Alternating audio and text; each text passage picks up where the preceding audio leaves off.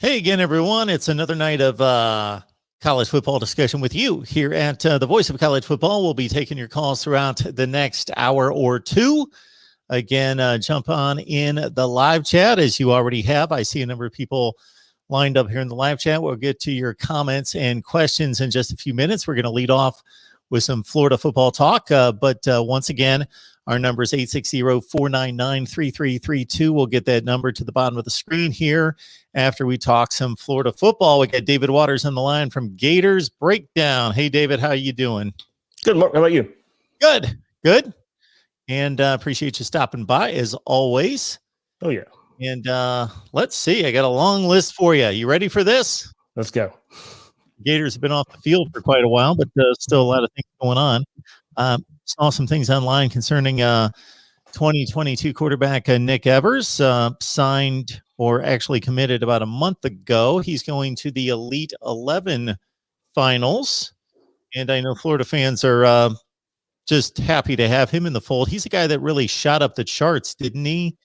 Just recently, if we're only looking maybe 9 to 10 months down the line, his best offer at one point was Kansas, and then a lot of teams came after him a little bit later in the process. And of course, he's got another season to play at the high school level, but going to the Elite 11 finals.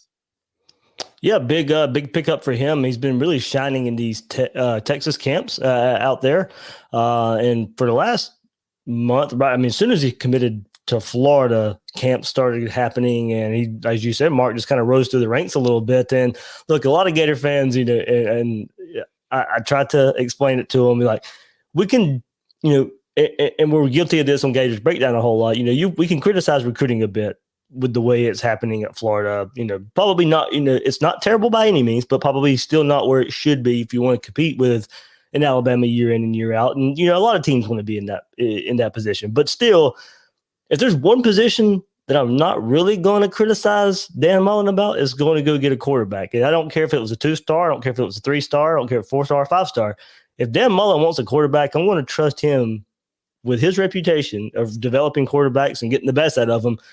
Whoever he wants, that should be A-okay with any Gator fan. So, look, it's kind of just been proven that, they went and scouted this guy, and now everybody else is kind of playing catch up, and you see Nick Evers starting to rise through the ranks a little bit. And Mark, it really came about when Brian Johnson left, the offensive coordinator, quarterback coach for Florida, took an NFL job, and then Garrett McGee got promoted to the quarterback coach role. Dan Mullen's going to be, still for the most part was offensive coordinator, play caller for the Gators in 2020 as well. But he'll play that role again in this upcoming season. But when that quarterback coach change happened, Florida's board shifted a little bit for who they wanted to go and get at quarterback. Ja'Cory Brown was a big time dual threat quarterback out of Valdosta.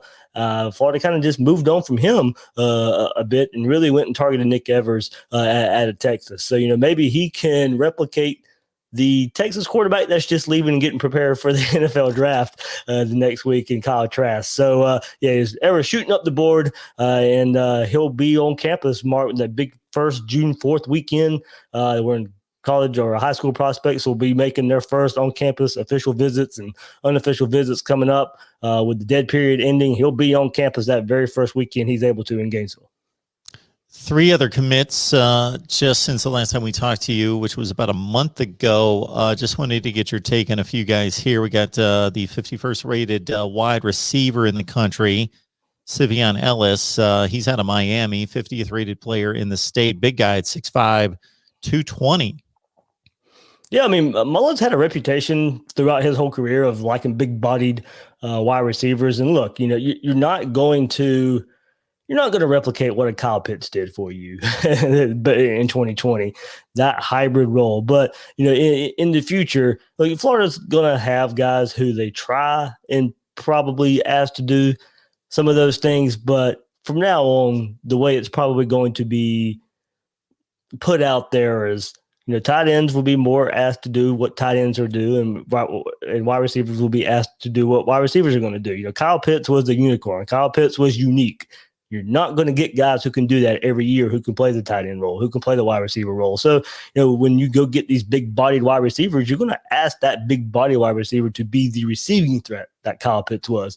No, you're not going to ask him to play inline tight end and go block 10 times a game, but you're going to ask him to go replicate some of those catches that Kyle Pitts made. And even that's going to be hard. That's how special that Kyle Pitts is, going, probably top 10 in next week's NFL draft. So, yeah, these big body wide receivers, Florida, and a lot of it depends on what style of offense Florida's going to run as well, Mark. When they go that dual threat quarterback run and start to run a lot more than they pass, they ask their wide receivers to block a whole lot. Now, it's one reason I think they like these big-bodied wide receivers to help in the run game, to help on these sweeps and these reverses, and when running backs pop runs on the outside, downfield blocking from these wide receivers. So LSU, fits very, very good in that mold for a more traditional of a Dan Mullen offense.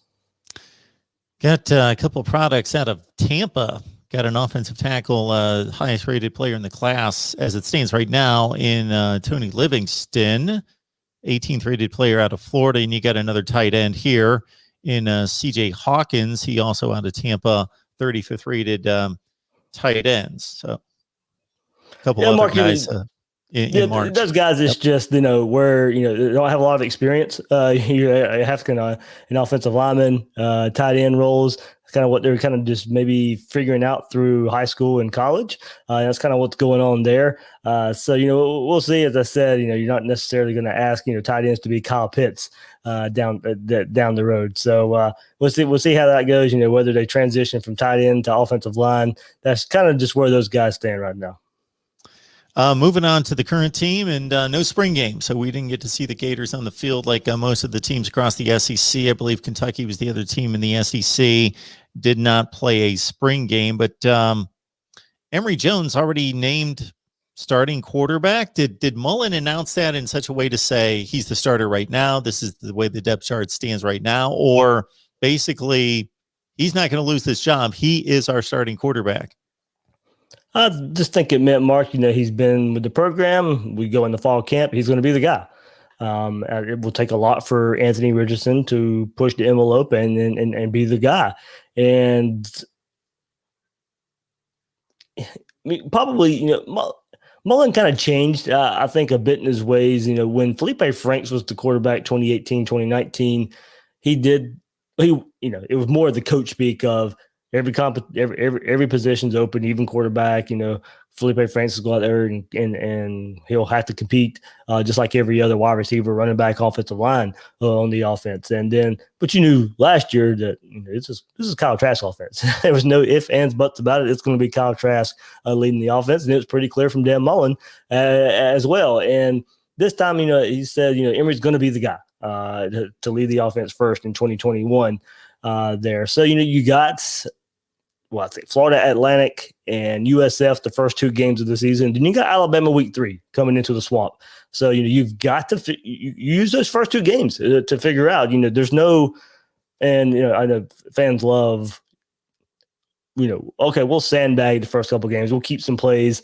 Coaches don't really do that. You run your offense the first couple games. Yeah, you may save something here or there, but you're not saving a whole entire game plan for the most part when you roll into a season. So, we'll see, Mark, of how much they let Emory Jones run, how much they let him pass in those first couple games. I do think they'll want to see him throw the ball more in live action in those first two games. It's not to say, they're only letting him throw because they're going to unleash the run game against Alabama. No, I think they really want to see.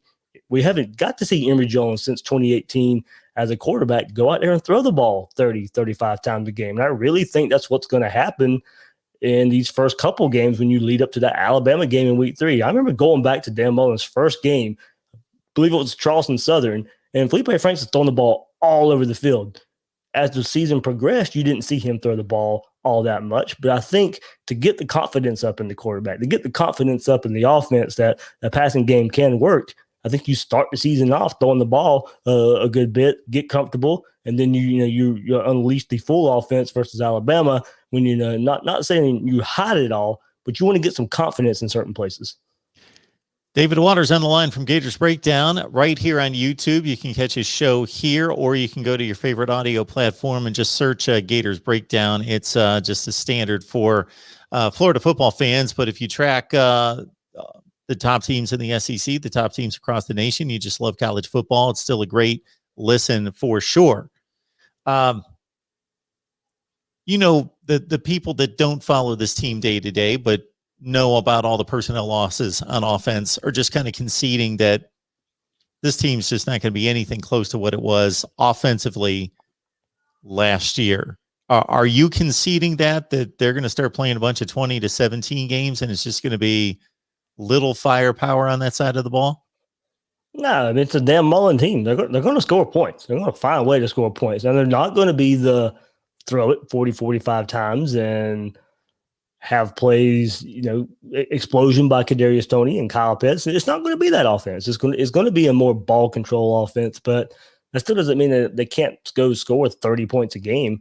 And this is a quarterback with Emory Jones who's been on campus since 2018. You would like to think, you know, I think Florida had somewhere around 30 points a game with Felipe Franks at quarterback. You know, that should be your floor. You know, I think that's what you're looking at with a quarterback who's probably more suited to run a traditional Dan Mullen offense, and you know who, for all intents and purposes, as a recruit, was talked about. And he didn't throw the ball a whole lot in high school, but was talked about having some arm talent there with Emory Jones. So I think your floor, Mark, you're probably looking at a hybrid of Felipe Frank, Nick Fitzgerald type of offense back at Mississippi State with Dan Mullen was there. That's the floor. That's the worst you're going to get.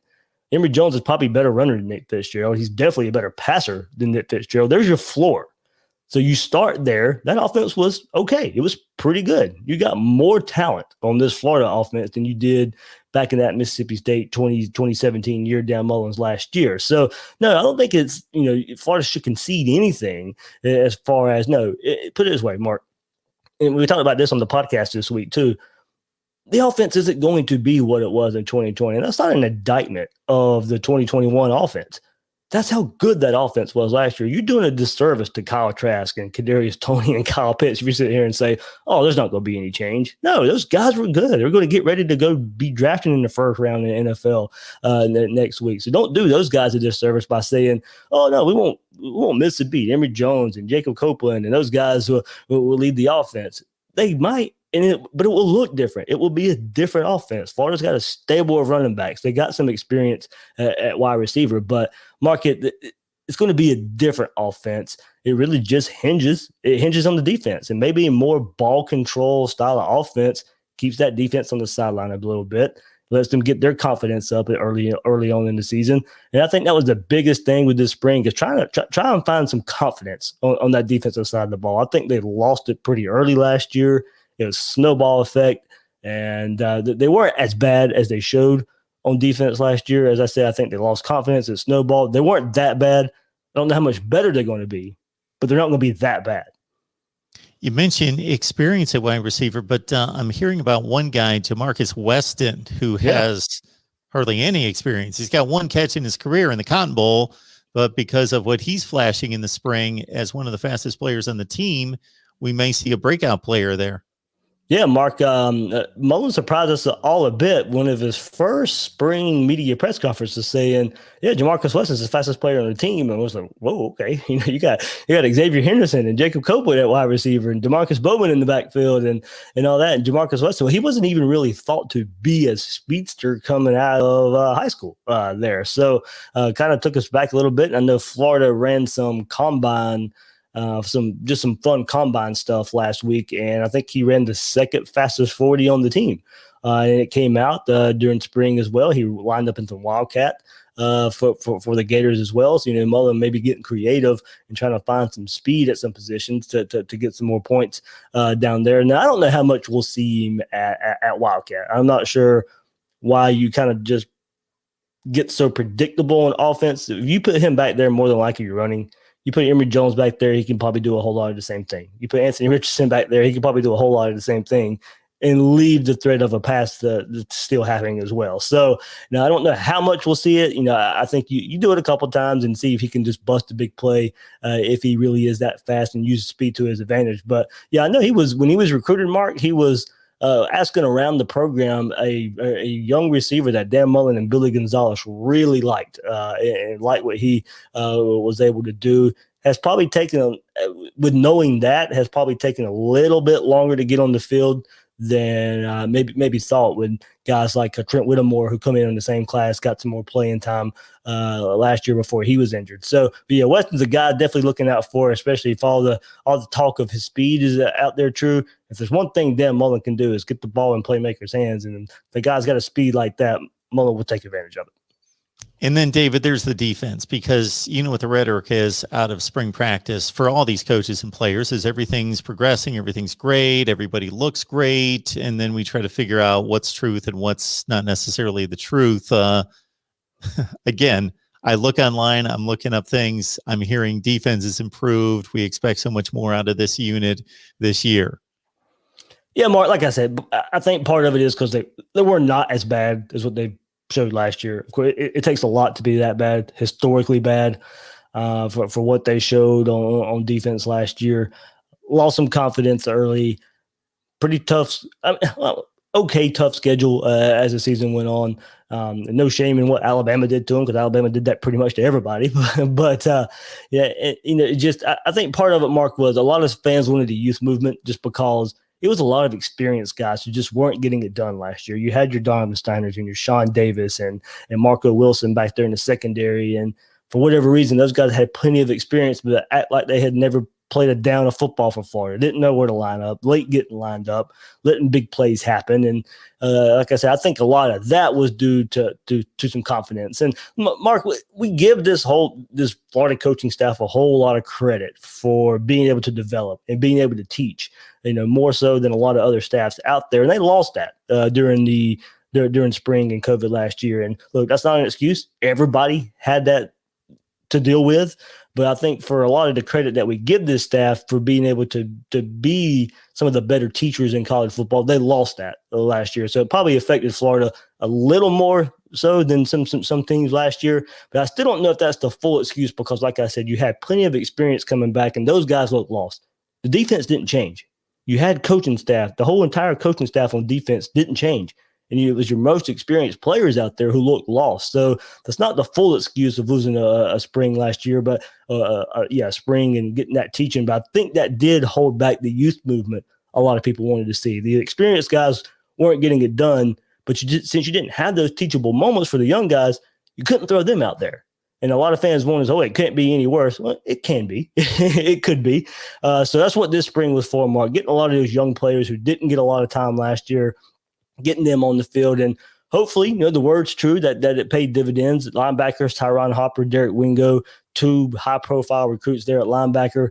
They'll get on the field and some more. Hopper, for all and just beating around the bush and talking to people, since we weren't able to see any of spring, that Tyron Hopper may have been the MVP of spring on both sides of the ball there. So that speaks to very well for the linebacker. Ventrell Miller was out all spring, the most experienced middle linebacker for Florida. He was out. So those guys got an opportunity to go out there and prove their worth. You got the transfers up front with Newkirk and Valentino from Auburn and Penn State.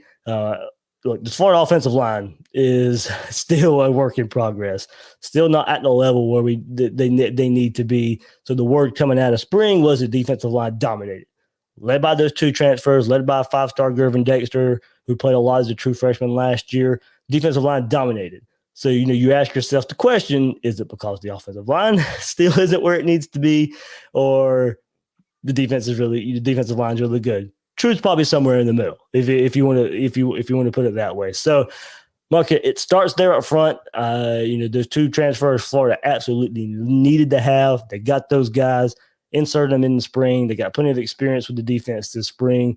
Should be better on the second level. It's all about that secondary. Kyer Elam comes back. He's going to be first, second team All-SEC cornerback. Nothing really behind him proven. Trey Dean, you hope that he can continue on the high rise toward the end of season last year. Finally found a home at safety. Battled some injuries at some point last year. So you hope, Kyrie Elam, Trey Dean, who have a lot of experience for this Gator defense, those guys lead the secondary. 5-star Jason Marshall comes in the other cornerback position and gives Florida 3 really good guys on the back end. I really hope, that this defense made some coaching changes back there in the secondary as well. So a whole lot of change, a whole lot of youth movement for this Gators defense that hopefully would be better. And Mark, how I ended kind of with the joke here, for years with Will Muschamp and Jim McElwain, we said, oh, there's no way that offense can be worse than it was the year before.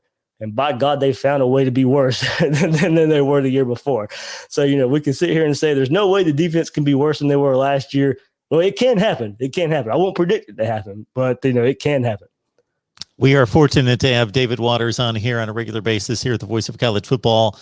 Catch him and the rest of the crew there at Gators Breakdown right here on YouTube or on your favorite audio platform. Again, Gators Breakdown. David, we always appreciate you stopping by. I know you've got a ton going on, so we love the breakdown. Maybe next week we talk a little NFL draft if you've got some time.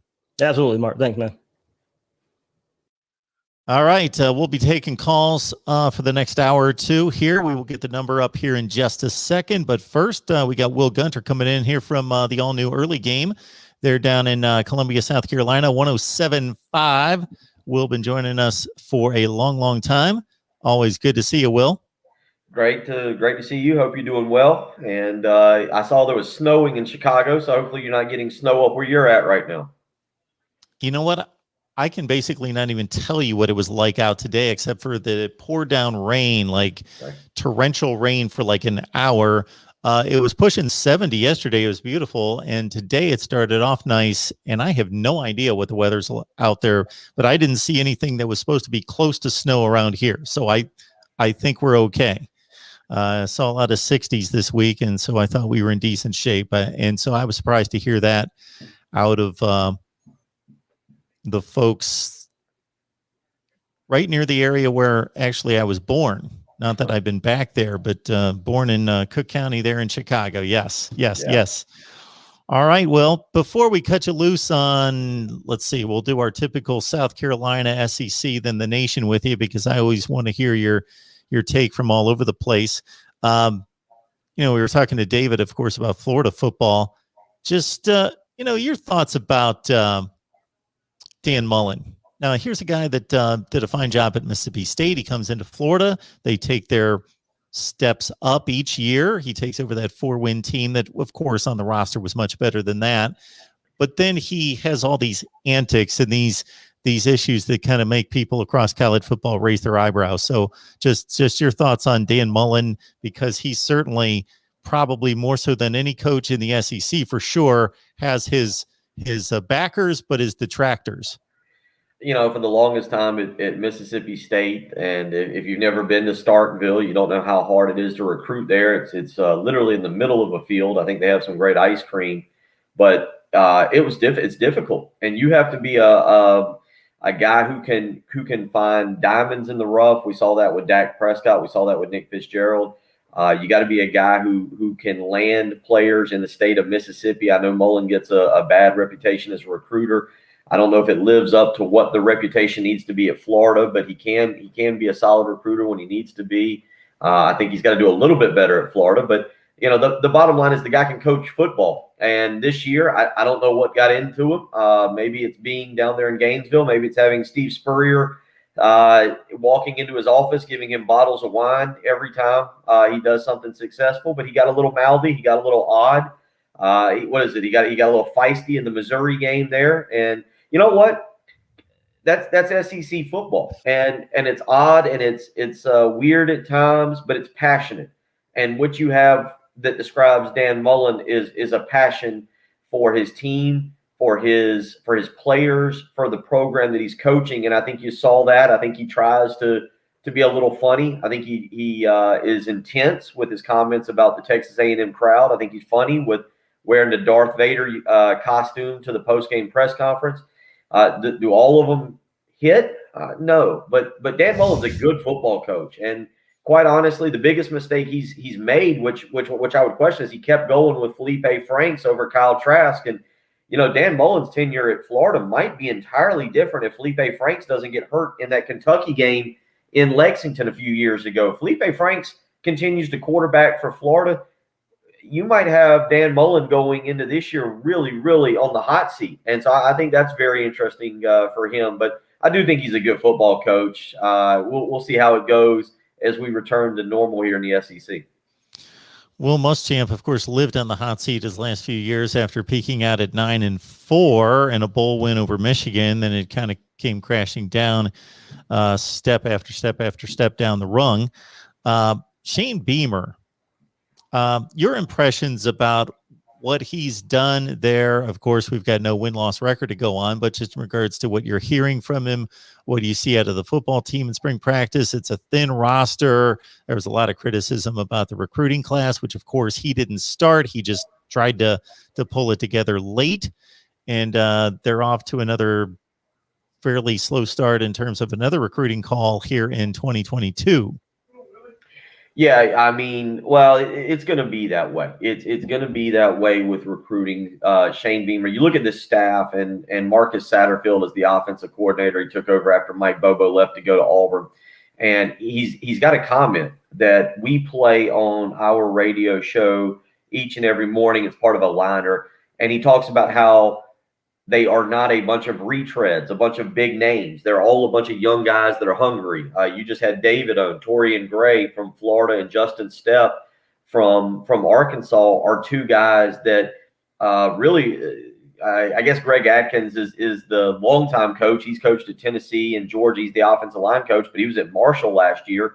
So what you're getting right now is a roster of coaches that haven't really coached in the SEC. And having done recruiting, what you get with that also is guys who haven't had to build those relationships with players that can play in the SEC. And so they need to get guys on campus. They've got to get guys. You've got to get to June 1 when we're going to open everything up. South Carolina still has great facilities. They've done a good job of building this ops build. I give Will Muschamp all the credit for that, knowing how to build that thing.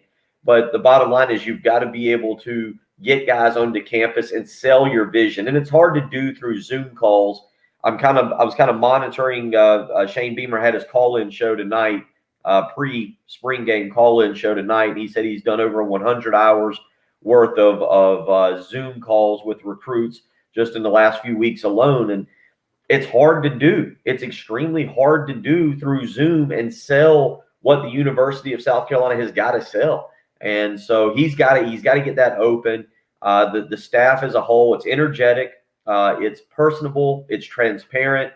You know, you can run Will Muschamp, Kirby Smart, Jeremy Pruitt, whoever else you want to talk about out of the Nick Saban tree. You can run the Nick Saban model if you're winning 11 games a year and you're beating everybody's brains in.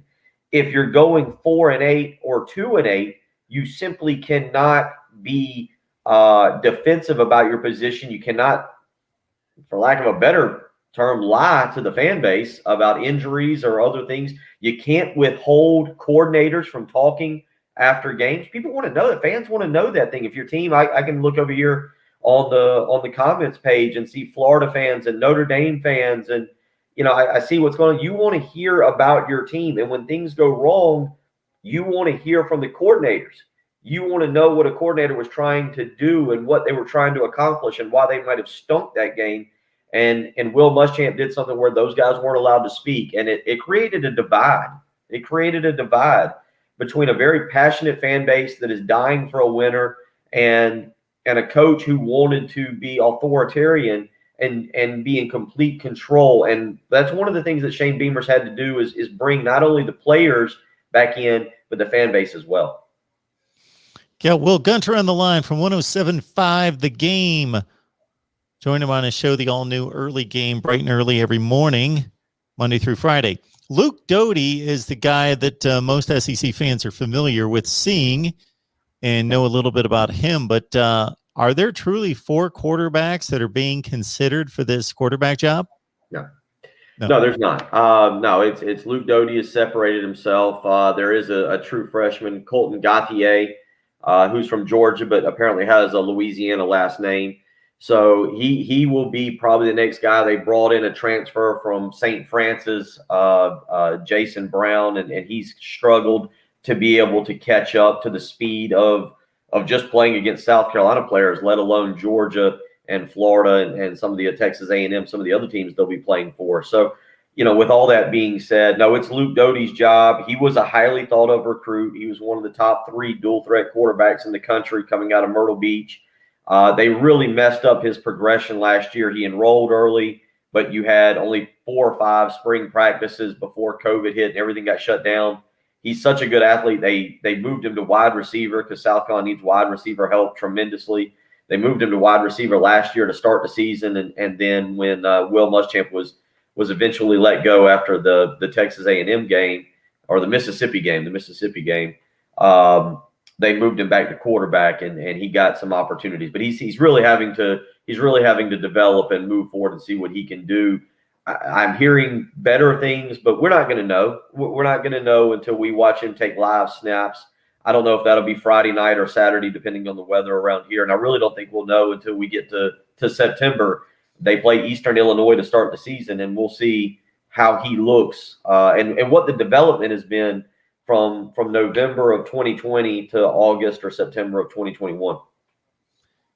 To give South Carolina fans some level of hope, we're sitting here in 2021. If we go back to 2014, these two programs, 2013, 14, in that range, these two programs were basically on the same level. And if anything, South Carolina was coming off, of course, a 5-game winning streak in the series, 3 consecutive 11-win seasons. So it can be done there in that state. And this program could do it with the right guy, with the right vision. Are you asking me? Is that what you're asking? Are you telling me or are you asking me? That was a bit of a statement. It started off, Will, as a emphatic statement, and then I started to kind of wane at the end, and then I was throwing it in your lap by the end of it. It's different. You can't compare Clemson and South Carolina. I mean, the bottom line truth is the ACC is a lot easier to navigate, and Florida State's fallen apart. Boston College has fallen apart. When Tom O'Brien was up there and Matt Ryan and those guys, they were giving Clemson a challenge. You look at the rest of the conference. Maybe Miami is back. I don't know. We'll continue to monitor them. I don't know what North Carolina is doing under Mack Brown. Maybe they're progressing. Maybe it was one good year. We'll continue to watch them. Certainly, Mack Brown has made an impact in 2 years. But you can't compare competing in the SEC East against Georgia and Florida. Even Tennessee still does have a brand name. Obviously, that program's not what it was, but it still has a brand name. And then South Carolina's got Texas A&M on their schedule right now, year in, year out. You have Clemson, who's a monster on your schedule year in, year out. So it's entirely different to try and compare what Clemson was able to do and now what South Carolina and Shane Beamer have to try and accomplish. Yeah, Will Gunter on the line from 107.5 The Game. And, we've seen some heavyweights already hit the field during these spring games. And I say this all the time, but I know better now than to get excited about a spring game being played. But I miss college football so much that I tend to, when I see a Clemson or Ohio State with a spring game, and then you watch 2 or 3 plays and realize what you're watching. And these coaches don't have any obligation to us to make it a entertaining TV show. They're just working on another scrimmage, and the TV networks just happen to show up for this one. So, but we have seen Clemson and Ohio State on the field, Alabama as well this past week. A lot of traffic this past weekend, and a whole bunch of teams going at it this weekend, including, of course, South Carolina.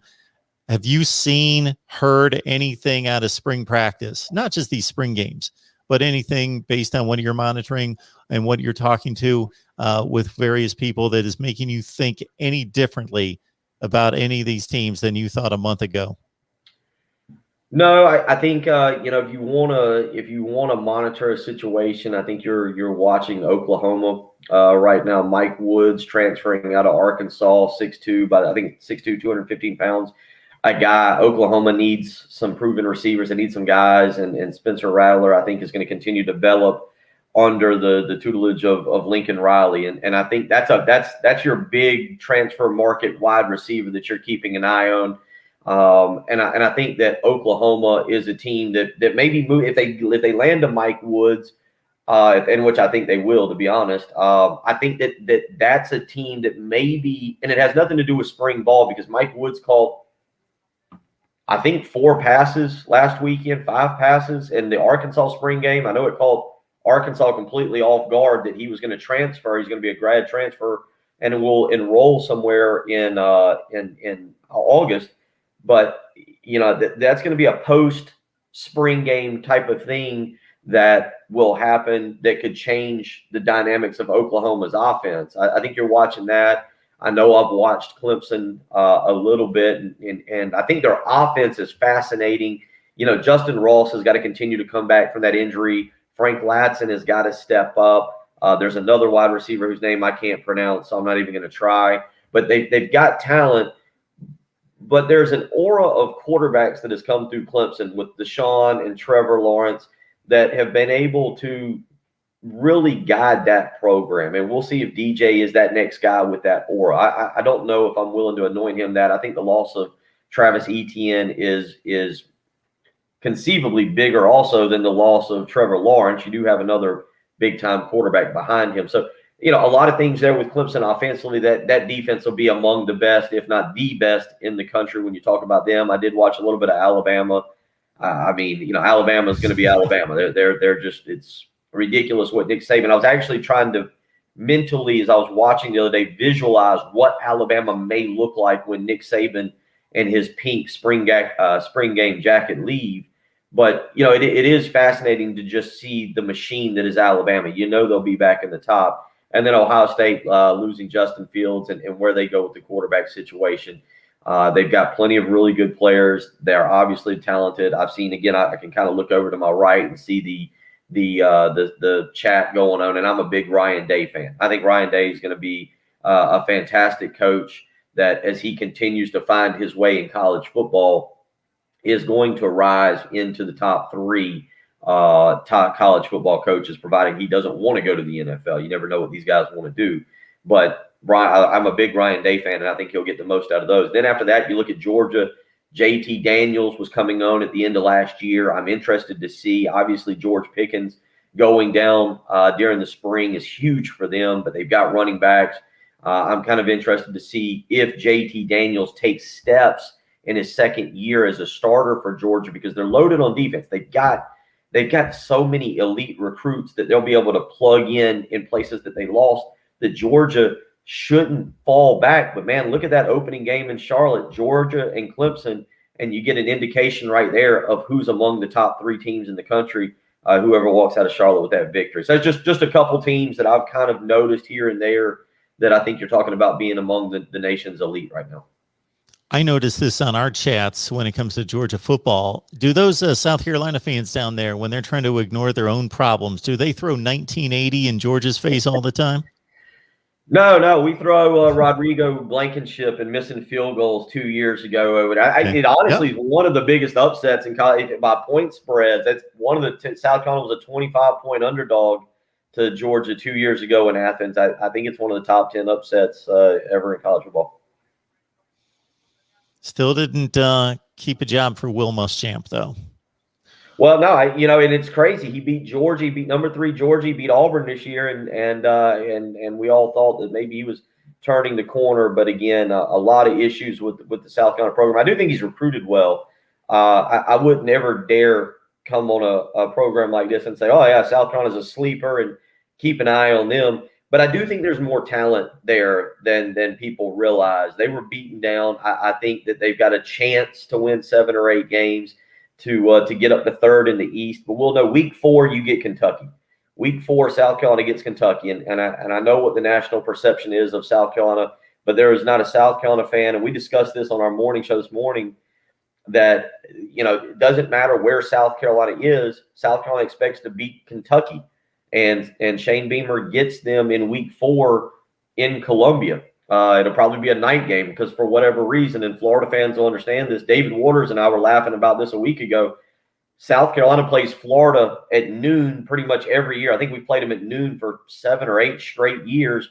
And we play Kentucky on the SEC network at 7 p.m. Apparently, South Carolina, Kentucky is a prime time SEC network game that must be shown every year. But that's the game I think you point to with Shane Beamer to figure out where this fan base will stand with him, because it doesn't really matter with South Carolina. They expect to beat Kentucky, and that's week 4 after Eastern Illinois, East Carolina, Georgia, and then you get Kentucky. South Carolina could win 7 or 8. If you look at the schedule, it's not inconceivable. And again, look at the schedule, and you know, and I get it. I think that South Carolina's got more talent. They open with Eastern Illinois. They play on the road at East Carolina, and then they're a 2 to 3 touchdown underdog to Georgia. Lose that one. Then you get Kentucky. You follow that up with Troy at home. And you've got Tennessee and Vanderbilt the next 2 games. And I feel like I'm leaving somebody out. You know, you look at if a coach wanted in the SEC, given South Carolina's schedule, if a coach wanted the best possible schedule to start the season, to gain momentum, to showcase something that's truly smoke and mirrors, South Carolina's opening 7 games, I believe, is actually set up to look really, really good before the back half that is Texas A&M, Florida. You got to go on the road to Missouri. Auburn is in there. We'll see what Auburn is, and you got Clemson. I mean, that first 7 games, though, you know, I'm not a huge Tennessee fan. I'm not sure what Jeremy Pruitt left, and I'm not buying the Josh Heupel hire. Kentucky, again, I don't think Kentucky is more talented than South Carolina. I think they've been better coached the last 5 or 6 years.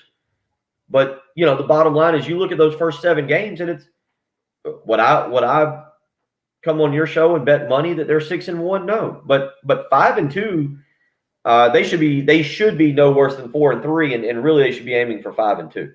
They should be 5-2. Georgia's the certain loss, in Right. quotes, certain loss. Nothing's 100%. They could actually win that game, but we're not going to consider that a possibility.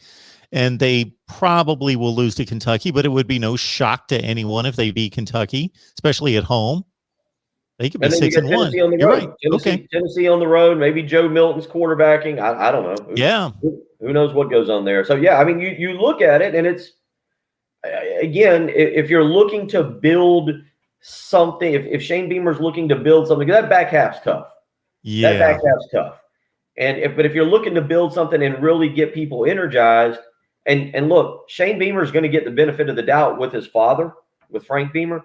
You get off to that kind of start, he's going to get a lot of publicity, more so than people probably want him to get. Who knows what happens? But the first 7 games are certainly very manageable for Shane in South Carolina this year. Most likely it's 5-2, and then you hope to split against Missouri and Auburn. You go 6-6 and go to a bowl game. You should be able to do that. If not better than that. And I'm interested. I'm interested to see Florida. Emory Jones, I want to see what he looks like in Dan Mullen's offense. You know, you do lose Pitts, you lose Tony. I'm interested to see Florida. I think Florida is the most intriguing team in the SEC this year. Maybe right there with Texas A&M. I think it's Harrison Beck is going to be the starting quarterback for Texas A&M, and Jimbo Fisher. The Heat. Anytime you give somebody $75 million. There's expectations that come with that, and I think that Texas A&M is very interesting in the West. Florida's very, very interesting in the East, because we talk about Dan Mullen being a good coach, which I think he is. I think the talent level, as David was saying, does take a dip this year before really shooting back up. But there's some replacements you're going to have there, and I'm very interested to see Emory Jones early on. Will Gunter, our guy from the all-new early game on 107.5, The Game there right in Columbia, South Carolina. Our go-to guy on South Carolina, but we love to talk SEC football with him as well, and across the nation. This guy knows his college football. So, Will, we appreciate you stopping by as always, man. Glad you could have you, man. I hope y'all are doing well. All right, folks, there we go. We got our Florida report. We got our South Carolina report. We talked a lot of SEC with Will as well. Hope you enjoyed that. I'll be taking some calls. Let me get the number up here. I need to connect to the call-in studio as well. Before I post the number, check out the bottom of the screen. We've got a ticker down there. You know what it says? Shop Amazon. Use the Amazon link that we provide in the description section. Please do that. And we will all be happy. So you don't need to buy the product that you see displayed. It's the same exact shopping experience when you shop Amazon using our link. So no difference for you. No added pennies that you have to pay. Nothing. And help us build the channel.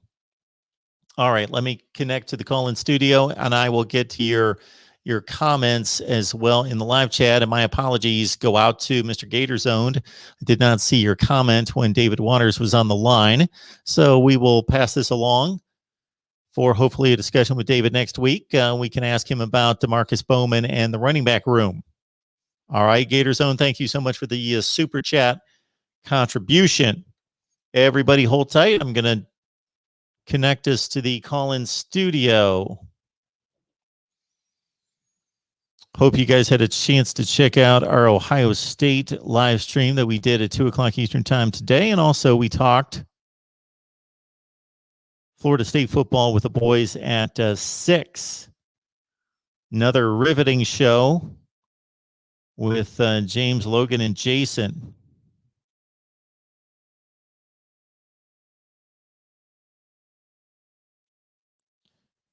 There we go. There's our number. Thank you for calling Call-In Studios host and call screener line. Please enter your show number and press pound.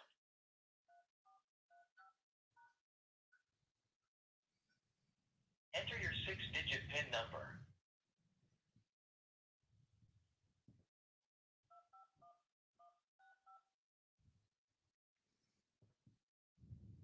Welcome, host.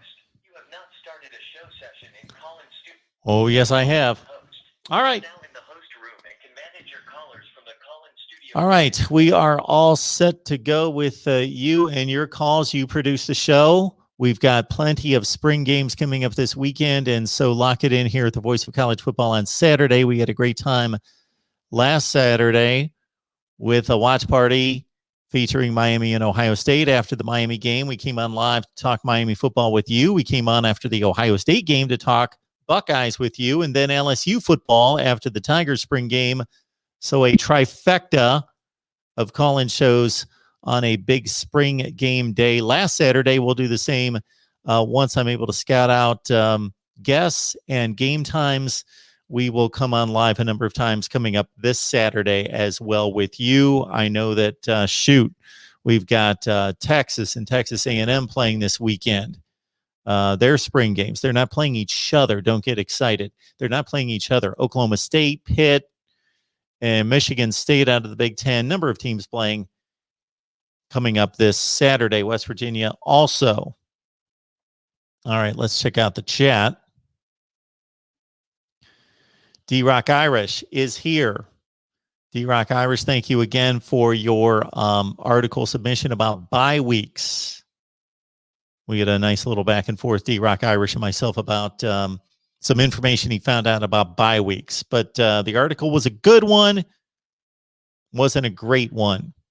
There were some holes in the article, some information I needed to determine whether that information was legit.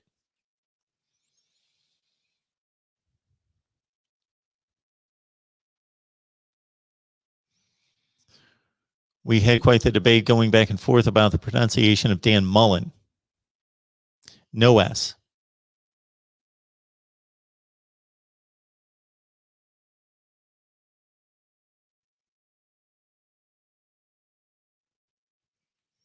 D-Rock Irish, your prediction overall record for the Florida Gators.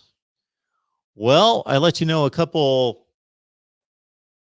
days ago in my program rankings that I had Florida listed as the 11th best program in the country, not necessarily the 11th best team in the country, the 11th best program in the country entering 2021. I believe I had Florida number 18 in the country. I haven't looked at the schedules. I can give you a ballpark estimate. It's not going to be my final prediction. We don't do predictions here until August. But shoot, I'll give it a shot. I would guess that Florida's going to go 5-3 in the SEC off the top of my head without looking at the schedule, and probably win all their non-conference games because Florida State's their most difficult non-conference game, and we got to put that difficult in very emphatic, bold quotes, difficult non-conference game against Florida State for the Gators. So despite not necessarily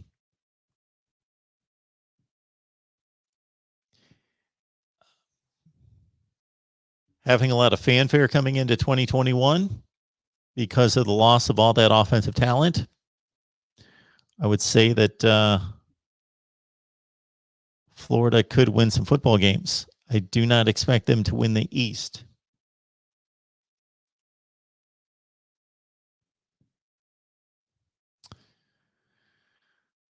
Florida's got 2 wins out of the gate against FAU and South Florida, one of the worst teams in the group of 5 last year under their first season under the, oh my goodness, I'm blanking on their, their new head coach there at USF last year. Oh my goodness.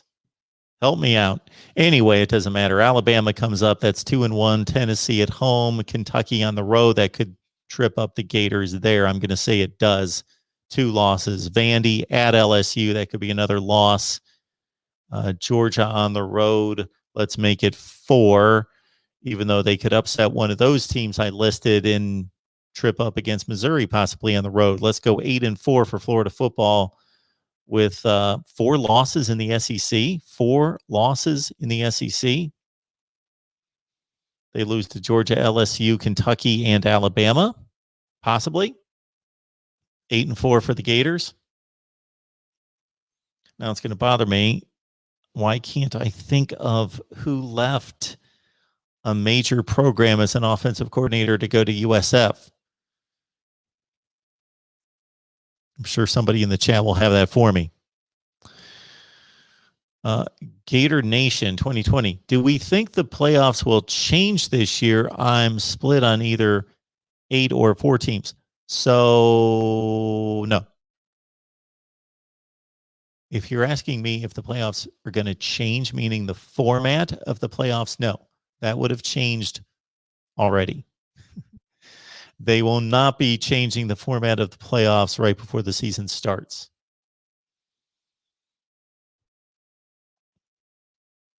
Would be nice to see some fresh blood in the playoffs. That would be good.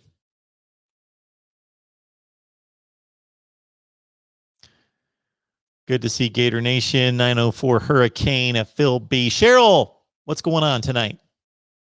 Yeah, I got to get that call-in number. Thank you for the reminder there. It's 860-499-3332. Let me grab it here. One more time, shop Amazon. Use the link in the description section. I would like to be here 6 months from now. I'd like to be here a year from now, 6 years from now, 20 years from now, talking college football with you. So please help us build the channel. You can do that a number of ways. Like the videos. Share the videos on social media. That is enormous. Most of you are on Twitter. You're on Facebook. We really need to break on Facebook big. And you go on other social media platforms that I've probably never heard of. So share the videos out there on social media. Thank you, Lewis, for doing that on a consistent basis.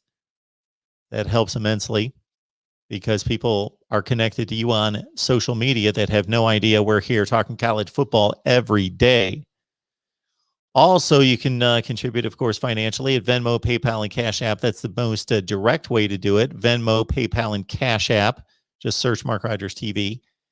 And then again, when you shop on Amazon, grab that link in the description section and put it somewhere where you will remember it and help us build the channel. Also, this is huge before we move on to more college football talk, that by going to voiceofcollegefootball.com, humor me by at least checking out our website, which I'm always honest with you, of course.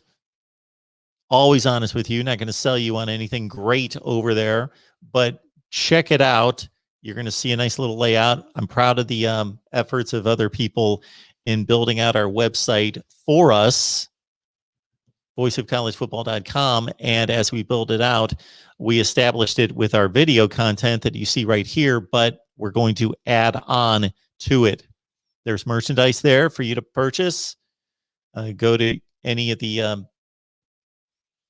teams in the drop down under merchandise or store, under store.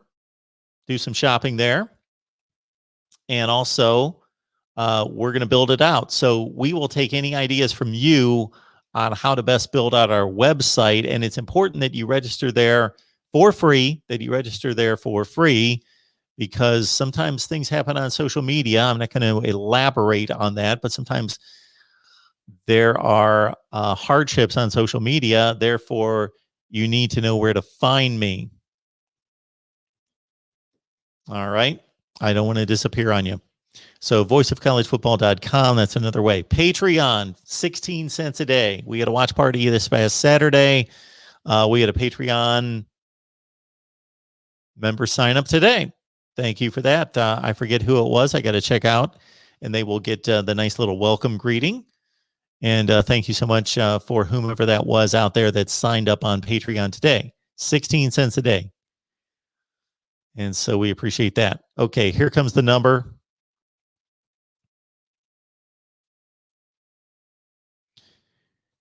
(860-499-3332).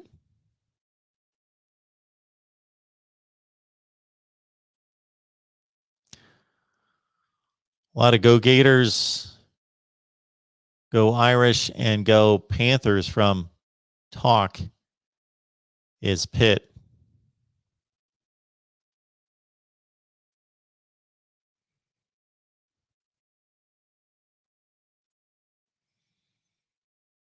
Falcon ERX. Spring games should be against teams like in the preseason. Other teams.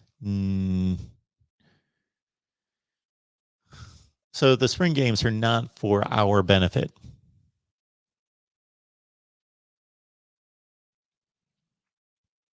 Everybody talk is Pitt destroyed Florida State last year except North Carolina. Florida State beat who? They beat somebody who really shouldn't even be counted as a win. Who was it? Outside the conference. Jacksonville State, I think. They beat North Carolina and they beat Duke, right? Duke. Yeah. It's an awful season. Terrible. We have news from the Pac-12. D-Rock?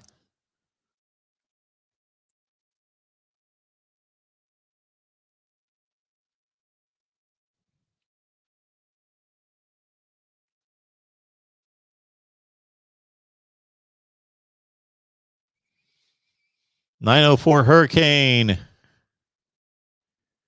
is here. Phil B, thank you so much for that. Appreciate that so much. Mark, would you agree that Florida is number 3 of the big 3 all time? Wow. Great question.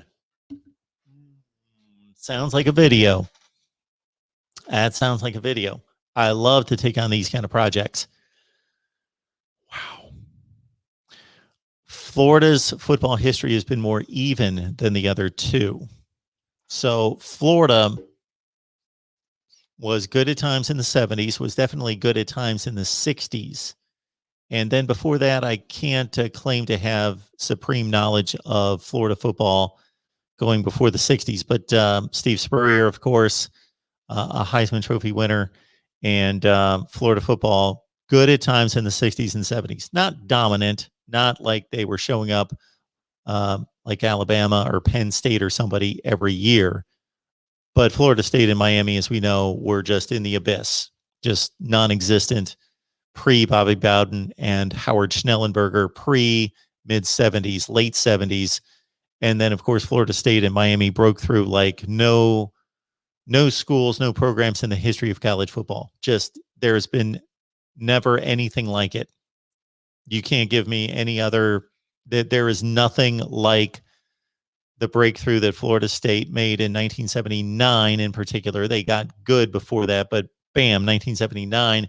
And for Miami, 1980-ish. They had a nice season in 80. They won the Peach Bowl against Virginia Tech. But then, of course, 83 was the big breakthrough. That just has not happened. Bill Snyder, Kansas State, yes, they did a nice job of becoming relevant and breaking in as like a top 10 or 15 team, but not like, boom, we're here and we're dominant. That was Florida State, and even more so Miami, because they won a national championship and won 4 of them before Florida State won any. But they both arrived on the scene, as you know, Phil. Okay. Florida stayed good in the 80s. For the most part, they were really good in the 80s and the 90s and so forth and so on. Wow. That is a great question. Most of you like to count national championships, and it's valid to a certain extent, not completely, but it's 5, 3, and 3. Miami with the lead. The run that Florida State made between, what were the years? 1987. Is that the year that the top 5 streak started? Or it might even have been top 4 in the country, 14 consecutive years. I believe that started in 1987 and ran through 2000. That's mind-numbing. Wow, that's a great question. It is just a great question. I think it is so even, because again, Florida has it over Florida State and Miami pre-1980 by a lot. And then the other two caught them and passed them. And then since then, it's been Miami in the 80s with Florida State just behind them, and Florida was still good, but not up to the other two. Then in the 90s, it was, for the most of the 90s, Miami was the best, but Florida State had the most even performance in the 90s. Florida State, top to bottom, start to finish in the 90s, was the best. 2 national championships, and just was good every year in the 90s. Every year. Florida, well, once Spurrier took over and got them going, well, they lasted all through the 90s as well. They won the one championship in 96. And otherwise, they were right there playing in SEC championship games just year after year after year, 92, 93, 94, 95, 96, 99, 2000. So look at Florida. Then they had a slight little lull with Ron Zook, but they weren't bad. Then, of course, Urban Meyer wins 2 national championships. And then Florida State comes back and has a nice little run under Jimbo, but it was brief. National championship playoff appearance the year after. And Miami's been marginal. Miami's been winning 58% of its games for the last 16 or 17 years. Let that sink in. That's not good. It's not awful, but it's not good. 58%. You're probably right, Phil. You are probably right, especially since I would tend to give more weight. I would come up with some kind of weighted system, and this reminds me of a project that I'm going to be working on at some point in ranking all the teams in college football, meaning all the programs all time, giving all-time rankings to the programs in college football. And I think it's, a lot of people like to say, okay, just count after 1980, or just count after 2000, or just count after 1950, or, don't include the 1920s and 30s because they were wearing leather helmets or whatever. I don't think you can't just go, bam, that year, forget it. But at the same time, does it matter more that the team won a national championship in 2005 than in 1925? Yes, it does. But the 1925, if you're ranking all time, needs to be counted to some extent. So I think there should be a weighted system. I would go up like this much. If I had a mathematician with me that could devise a system exactly the way I think would be fair and credible, I would say, you know what, increase the level of weight given to each season as we go further in time up to the present time, increase it about that much every year. So 1975 is here, and then 76 is just a teeny bit more to weight those national championships and conference championships and wins. I think if a team went 12-0 last year, for example, let's say, that should be given more weight than a team that went 12-0, and I know they didn't play that many games in 1925. So, Phil, off the top of my head, based on what I know of the records, and I got it locked in pretty well, especially post 1980, it's all up there. Since 1980, yes, that's your tote board, even though Florida's been so much better than Miami since like 2000, since 02. It's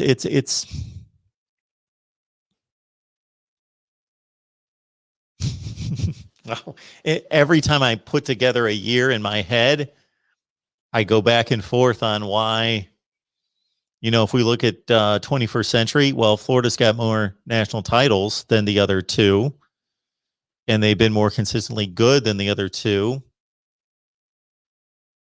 even though they've been pretty uneven the last 10 years since Urban Meyer. McElwain was bad somewhat, but he did win division championships and Muschamp.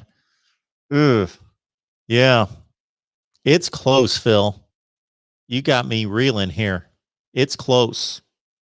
And anybody who would sit here and just any kind of college football analyst that would just bark it out, boom, boom, boom, well, they're just doing that just to give you a definite answer. I'm not going to do that just to give you the answer because it may not be that accurate. That's a great question. But if somebody held a gun to my head, I'd say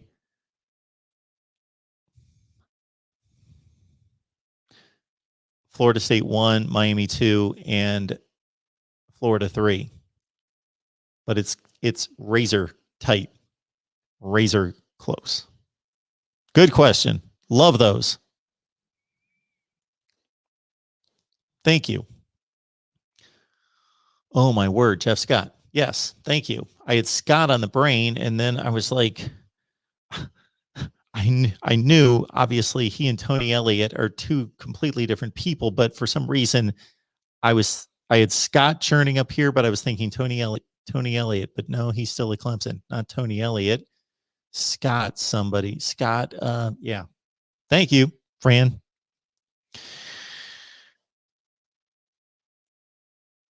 Here's the Pac-12 news. I saw this earlier that the Washington outside linebacker is going to be out 6 to 10 months. Tore his Achilles. Third-team All-American, had 7 sacks last year. Tupuola Latu. I don't believe that's how you pronounce his last name or how you spell his last name. It is Zion. I thought that was Feti. I didn't think it was Latu. Regardless, big loss for Washington. Daryl, hey Mark, at what point? And I'm sorry I missed 2 calls. Let me get to those calls. Hey Mark, at what point do you think we will see an 8-team college football playoff? Hopefully next year. No, I don't off the top of my head know what the contracts are. The contracts can be renegotiated. So it doesn't have to be completely tied to the contracts, but that would tend to be when it would come up. And I think that's around 2025. I believe we've got, can't exactly tell who's on the line, but we just want to talk some college football. Who's on the line with the voice of college football? Hello, Mark. This is Talk Is Pitt. Hey, Talk Is Pitt. How you doing? I'm doing pretty good. How are you doing? I am doing great. Appreciate you calling. Sorry for the delay. See, you've been on for 16 minutes. I got locked in on this discussion I was having with myself and everybody else and forgot to check out. I had clicked off that window. Welcome tonight. What you got on your mind?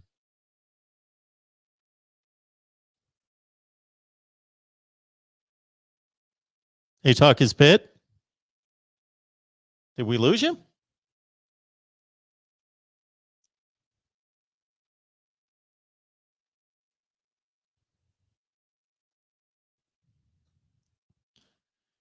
I don't know what happened.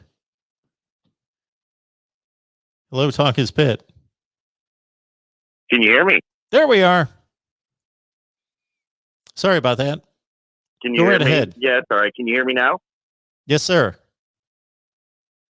Okay, so we know how the Panthers usually play out each season. It's usually 6-5, 7-5, with a mediocre bowl win over a team nobody really knows much about. Eastern Michigan. But this season, yes, this season, I think it's going to be a little bit different because our schedule is so much easier than what we've had in the past 3 years. But with Clemson, Miami, and UNC, which I believe two of those games are at home and one of them is away. Can't remember which one, and I think that's Miami game. Out of those three opponents, who do you think the Panthers could actually upset? Or who do you think their biggest chance is upsetting? Okay, and I want to remind people, I'm pulling up the schedule right now. I would say Clemson because UNC doesn't lose really much of anybody. Neither does Miami. So the point I was going to make is that upsets in college football are more common than people think they are. I'm going to go through the exercise probably this summer of going through everyone's schedule and giving win probabilities and then making a prediction on these games early. I'll make a prediction the week of the game, but early, and then people go crazy telling me what an idiot I am and how ridiculous it is and all this other stuff when there are about 5 upsets in the top 25 every week. About 20 to 25% of the games in the top 25 are upsets, and a good percentage of those are double-digit upsets. So, all right, you want to look at so Tennessee on the road. So you want to look at the 3 big games. Which ones out of those 3? And they're all late in the season. Clemson at home, Miami, North Carolina. They're all at home. Okay, you did tell me that. Nice. I think the most vulnerable. I think all those games are winnable, but I tend to think that Miami's the most vulnerable out of those 3.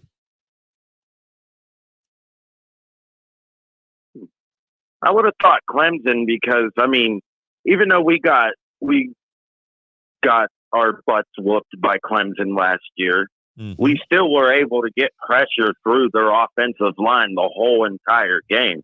It's just Trevor Lawrence is like Aaron Rodgers. He will get that ball out very quickly. It will not stay in his hands very long.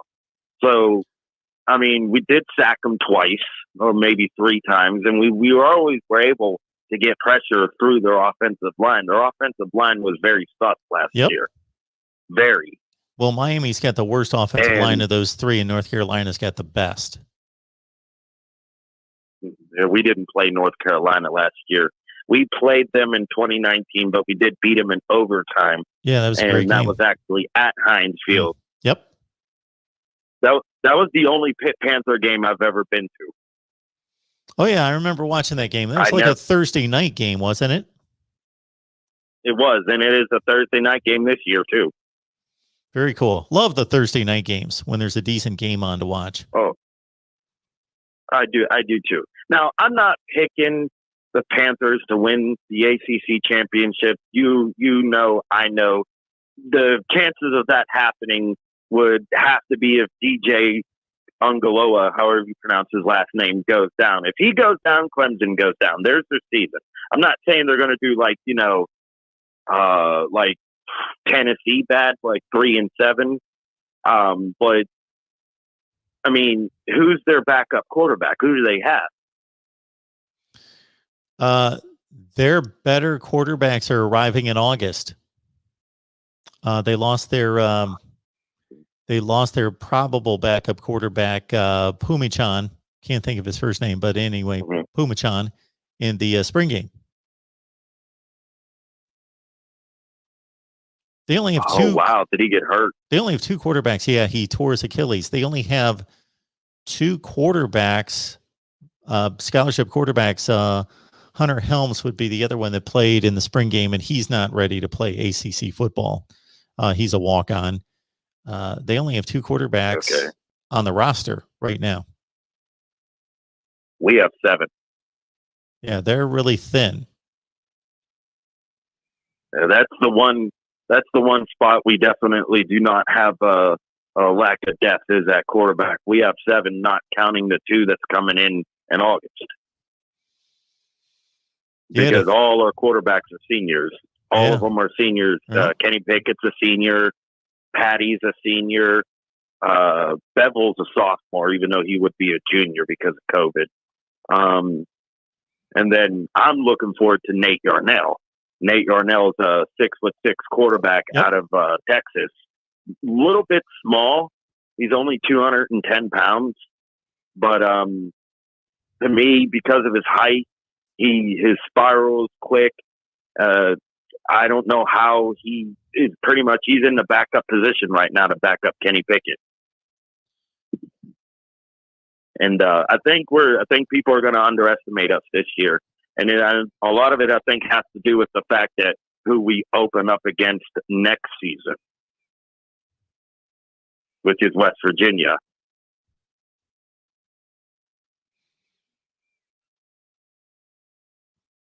Yeah, I think that you've got a pretty good shot of contending in that division.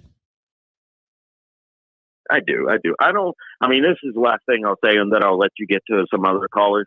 I don't think we're going to do bad.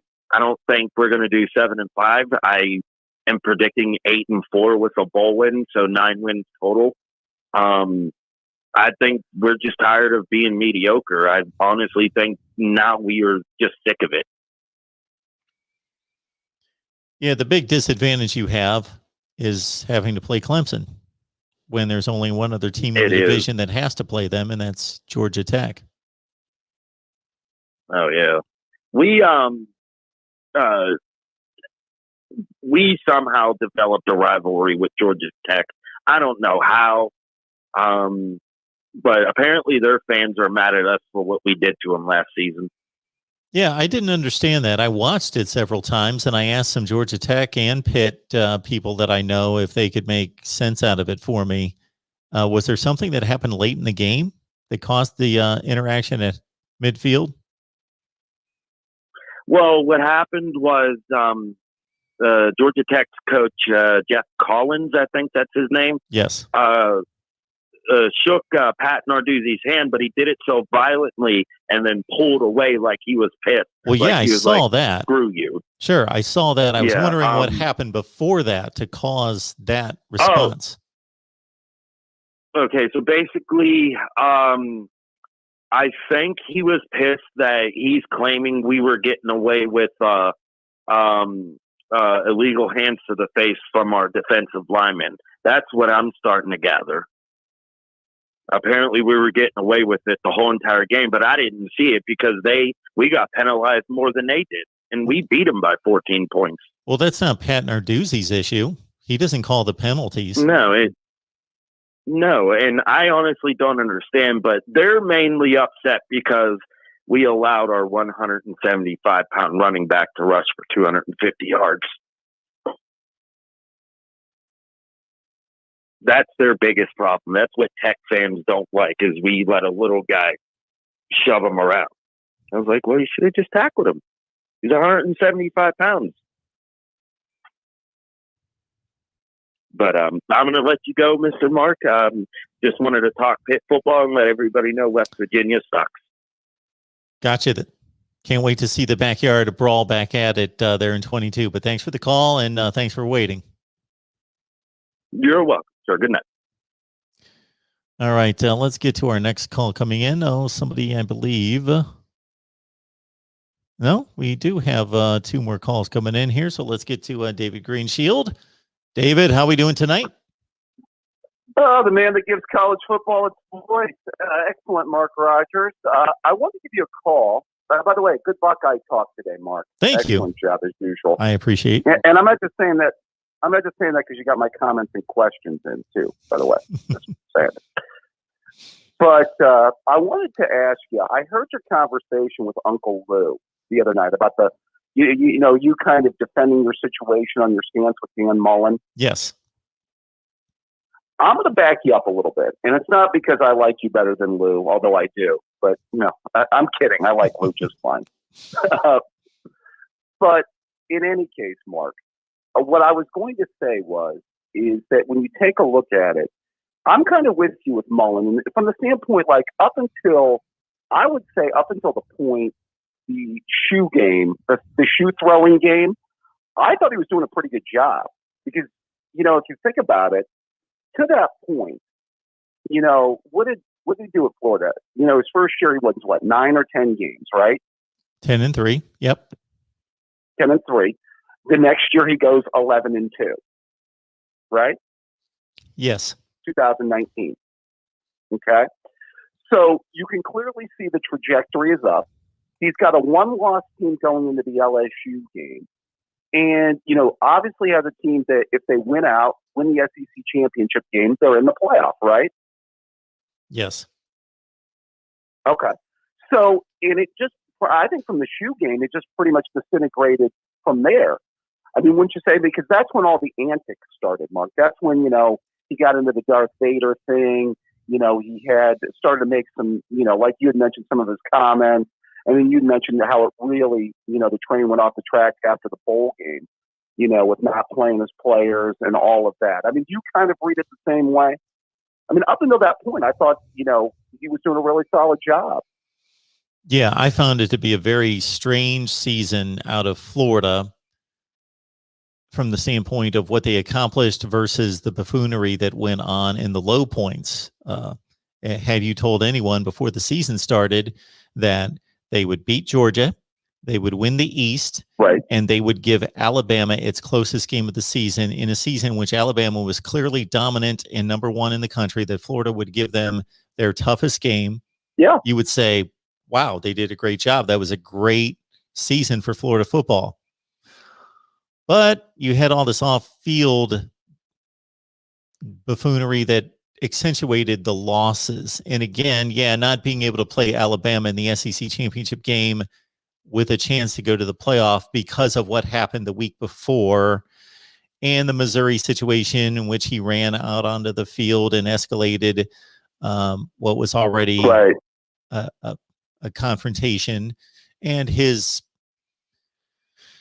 not necessary comments complaining about the crowd noise at Texas A&M after they lost that game.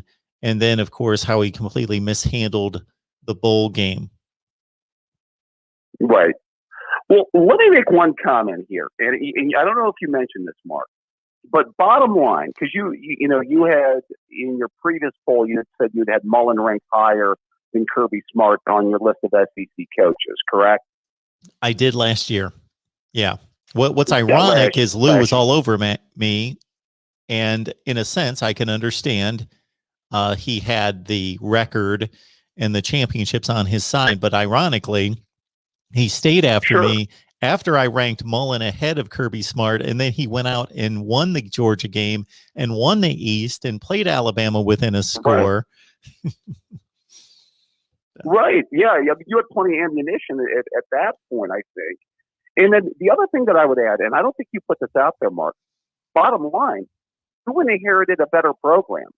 Kirby Smart from Mark Richt or Dan Mullen from McElwain in, that era? Sure.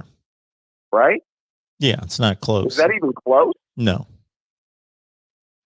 So, I mean, doesn't that have to be factored in? Because Kirby's season, 2017, where he got Georgia within one play of winning the national championship. And I'm not trying to say that he didn't do a good job coaching that year, but how many of those players were Mark Richt's players?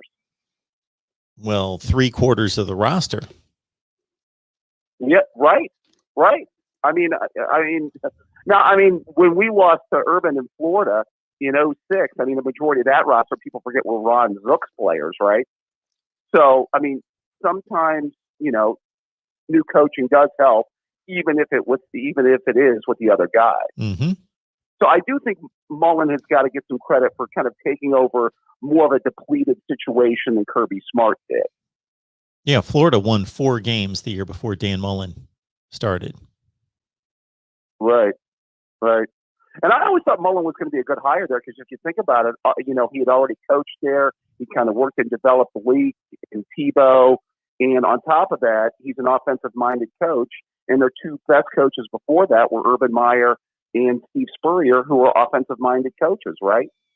Yes. So, and Lou and I had fun with this. And of course, anybody who argues, and Lou's done this, anybody who argues a point is, if the point favors them, they're not going to necessarily explain it or put it into context if it just flat out favors them. And I had made the point that Dan Mullen was at Mississippi State and did just about as well as anyone's going to do at Mississippi State. He pretty much churned out a lot of 8-4 kind of teams. And with the one really good 2014 team that went to the Orange Bowl with Dak Prescott. And I said, nobody's winning a division at Mississippi State. And then Lou countered, this was a long time ago, countered with that Mississippi State won a division championship in 1998. Okay. And that's when he really got to a point where that I could really speak to, not that I couldn't speak to the rest of it, but that really hit home because I went to all those Mississippi State games in 1998. I was covering the team. Yes, they won a division championship. That team went 8-5. That SEC Western Division was nothing close. It does not in any way resemble what we have 20 some years later. Alabama wasn't good that year. They were 7-5. Auburn wasn't that good. LSU was not good. Nobody was good. And of course, Texas A&M wasn't there. The best team in the division was probably Arkansas, even though they did not win the division. They were the best team in the division. Mississippi State went 8-5. They lost by 4 touchdowns in the Cotton Bowl to a Texas team that wasn't even that good. They were 8-4. So, let's put things in context. I agree. Yeah, your old buddy Jackie Schill, right, Mark? Yes. Oh, yeah.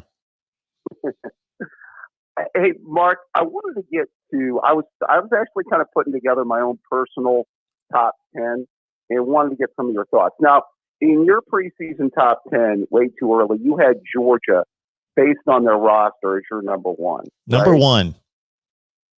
Okay. I took hell for that the other night, too. You did.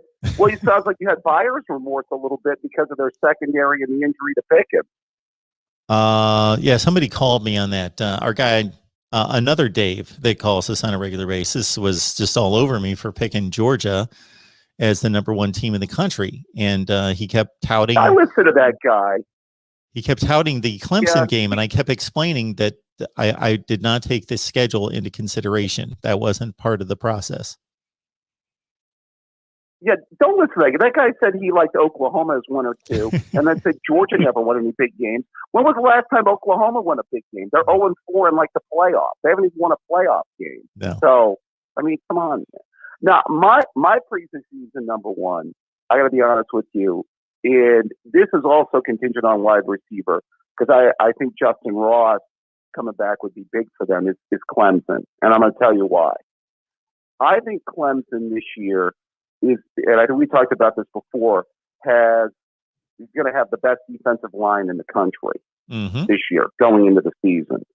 And if you remember, last time they won a national championship, what did they have? The best defensive line in the country. Yeah. Right. Exactly.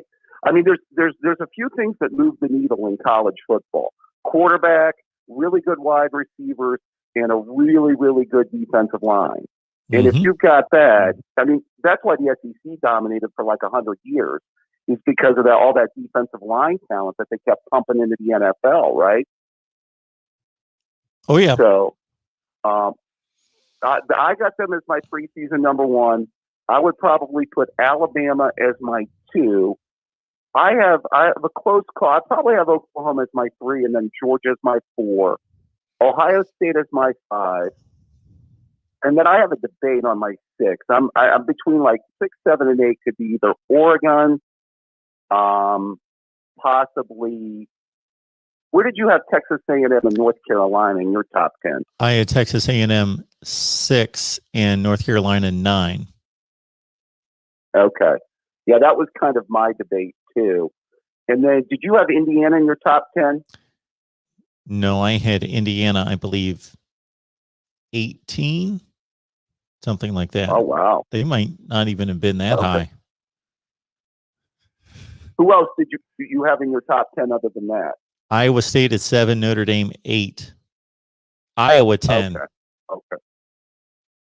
See, I have a feeling Notre Dame could fall back a little bit this year. I don't know. I have a feeling this could be like a down Kelly year this year because like kind of after a playoff team or, once they have like their really good year, they kind of go back a little bit. So I'm wondering where they'll be this year. I probably would put Iowa State in my top 10. And then I can't figure out who my number 10 is. Did you have USC in your top 15? USC 11, I believe. Okay.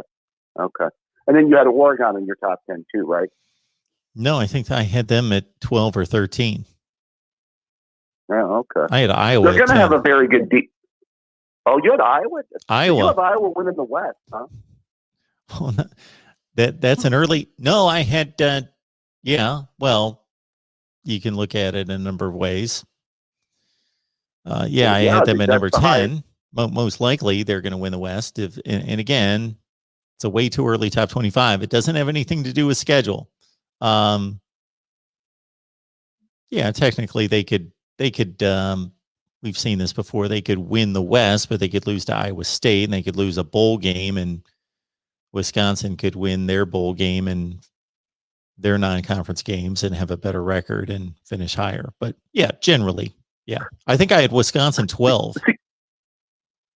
Okay. So you think you agree with me. It's a 2-horse race in the West between Iowa and Wisconsin. I think so. Yep. Yeah. Yeah. I heard you talking with Dave, and he seems to think some other teams could pop up. But in my opinion, I think I'd be real surprised if it's not one of those two teams that's in Indianapolis. So. And that's why I brought up that quarterback comparison between Spencer Petras and Graham Mertz, because I think that's important to note. Yeah. That I think if you ask the average college football fan, we were also enamored with that Mertz debut, 5 touchdowns, 20 for 21, is that we kind of lost track that he didn't really play that well down the stretch. And actually, Petras played better as the season progressed. Well, yeah. I mean, it's still an off year, but, he got hit with that COVID situation. And I wonder, how that kind of put things into a. But, yeah, I could see that basically. Iowa and Wisconsin play this year. I wonder where that game's at. Yeah, I don't know off the top of my head, and because last year's schedule got screwed up, you can't even go by what happened last year. Because I think they played at Iowa last year. Right. So you had Indiana at 18. You're just not buying that Indiana hype then. What's wrong with 18? Indiana football at number 18? That's historic. Well, Mark. They're coming off a really good season. Everybody seems to be drinking the Tom Allen Kool-Aid right now. They lost to Ole Miss in a bowl game. Well, that's true. Yeah, they did kind of. Yeah, I thought they'd play better in that game. But and Ole Miss was losing all sorts of players. Right. Well, Ole Miss dropped 49 on Alabama though earlier in the year. They did. Yeah. So. I think I had Ole Miss ahead of Indiana. Oh, you had Ole Miss in the top 20? I did. Again, I don't remember the numbers off the top of my head, but I think I had Indiana 18, Ole Miss 19, or maybe the other way around, something like that. Okay. Well, I think Penix could be. Well, it's going to be tough. It's going to be interesting to see if what kind of a year that he has this year. If he can be as good as he was in some of the games last year. I know he had some inconsistency last year, but. If he can put up some of the same kind of numbers that he did last year in some of his better games. So. All right, David. Well, as always, a pleasure, Mark Rogers. Appreciate it. Have a good night. Take care. All right. Let's go to DeAndre. Let's see what year DeAndre's going to go with tonight. How's it going? What's up, Bart? How you doing tonight? I'm good. Appreciate the contribution tonight. Thank you so much for that. Always. 1988. I remember this vividly. West Virginia over Penn State. They tore down a goalpost. Yep. But that's not what I call talk about. Did you know UCLA that week was ranked number 1? Were they ranked number 1 at some point in the season? No, they weren't. Yeah, they were ranked number 1. USC Southern Cal was ranked number 3. Okay, Rodney Pete against Troy Aikman. Yeah, and it caught my attention. I was like, wow, I did not know this. Like, UCLA was that considered to be that good that year. Yeah, they beat, you kind of broke up, but they beat Texas. That's the year they beat Texas A&M in the Cotton Bowl, like 17-3, if I remember the score. Yeah, that kind of caught my attention. See, every time you look at those ESPN shows, they never tell you that Notre Dame started off number 13 that year in the nation. I knew how good West Virginia was coming into the year because they had Major Harris, but I was kind of shocked that UCLA was considered to be that good. I know Troy Aikman was there, but I don't know who else would have been there at that time. Troy Aikman never led them to a Rose Bowl. Yeah, that was shocking too. I mean, this being ranked number 1 for that particular school is kind of crazy. It was like that was a pretty good year for football. I believe the year before, Troy Aikman led them to a Aloha Bowl win against Florida. Oh, wow. So, I heard a conversation with you and a gentleman from talking about South Carolina football. So I think his comment was something like, you know, if Clemson had to play in the ACC, had to play the SEC or something, they wouldn't do the same thing. That they would be in a kind of similar boat that South Carolina's in. I think that's what he said. I'm not really sure, but I think it was something along the lines. Well, but I don't think he like meant that. This. Oh, okay. Well, I might have misinterpreted what he said, but my question is this: what happened before 1992, before South Carolina ever joined the SEC? And why has their football program always sucked? And they used to be in the ACC. I think they only won the ACC one time, and that was 1969. Mm-hmm. If I'm not mistaken. So why has their program always been there? They have a bigger budget than Clemson. Their stadium is bigger. I think South Carolina has 100,000. They're the flagship too. So why the hell they always suck? I know everybody talks about, well, for 6 years they beat Clemson. Yeah, they did it for 3 years in the 80s when Clemson was on probation. Hey, they didn't do nothing, and they played a lot of NC State, East Carolinas, and Dukes on their schedule when they were making their own schedule. I mean, I know they played Miami a few times, but that's about it. I mean, they have always sucked. I mean, not saying, I'm not really one of the people that say, yeah, Clemson's biggest rival is South Carolina. I think it's more Georgia Tech or NC State than it is South Carolina, to be honest with you, because those teams are beating Clemson, and Clemson's doing really good. So, I don't know. I mean, everybody says it's an in-state rivalry, but I don't think Clemson fans think it is that serious. I think Clemson better play Georgia every year more than South Carolina. Okay, before I get to my take on it, you're saying that that's not a rivalry? It hasn't been that long since South Carolina was beating Clemson. It wasn't 20 years ago. Well, yeah, that's true. But what's the separation? About 30 games, something like that? All-time series? Yeah, I think it's 71-42. Right. So, I mean, and let's be honest, last year they probably would have beat the heck out of them. Sure. This year they're going to beat the heck out of them because they're in, like I said, I never been down there to South Carolina. I'm sure it's a fine school, but, I mean, why haven't they done anything? I mean, Georgia Tech has had good years, NC State. Duke has had good years. Wake Forest has had good years, like really, really good years.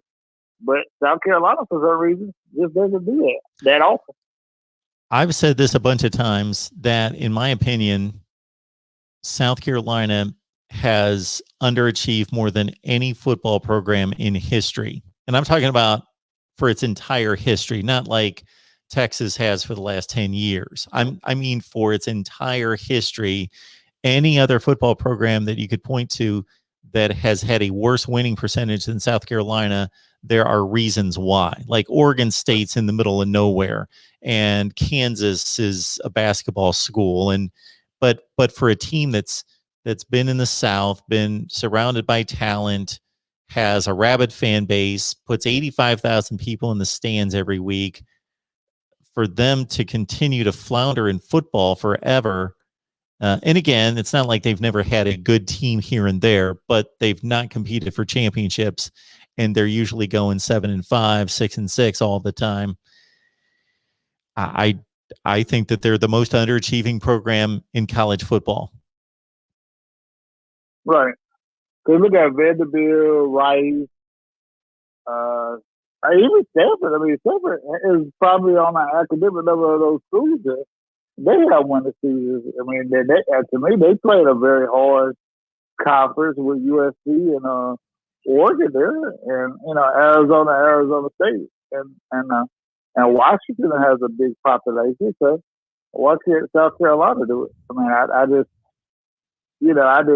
heard him talking. I'm like, maybe I took out of context, but well, I think what he was saying was, would do the same.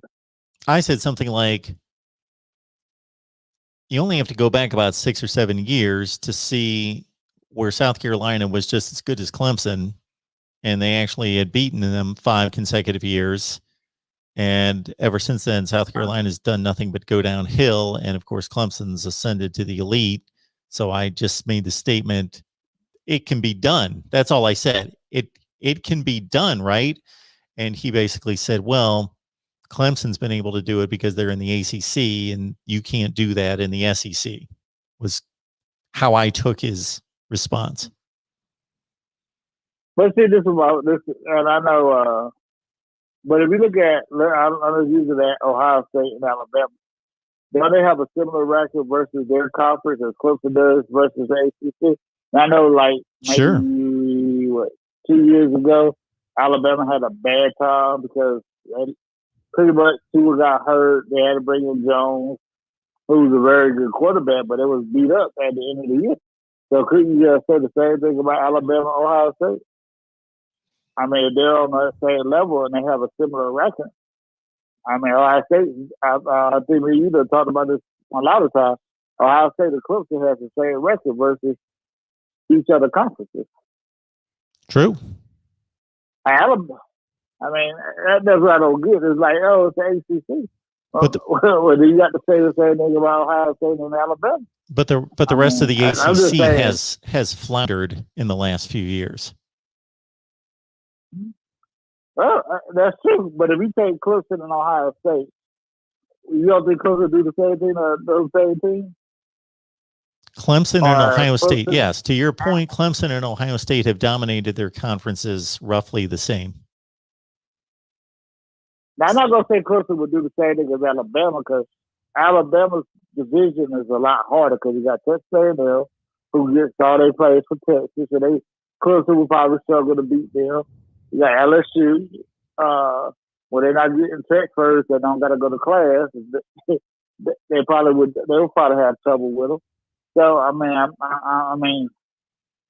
I don't know. I mean, Auburn raises up and beat Alabama sometimes, but I admit that the SEC harder, but I don't know about the SEC East. I just don't know about that.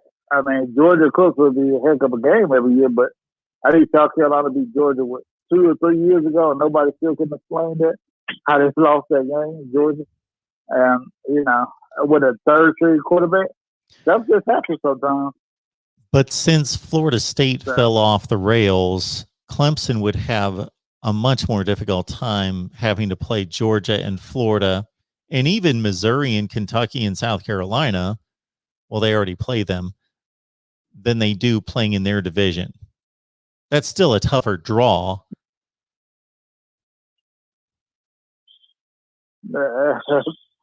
Outside of Georgia, I really don't see. Well, there's not a Florida. There's not a Florida in your division either. Yeah, like I said, I mean, there's not. I just don't. Yeah, but that's true. I agree with that.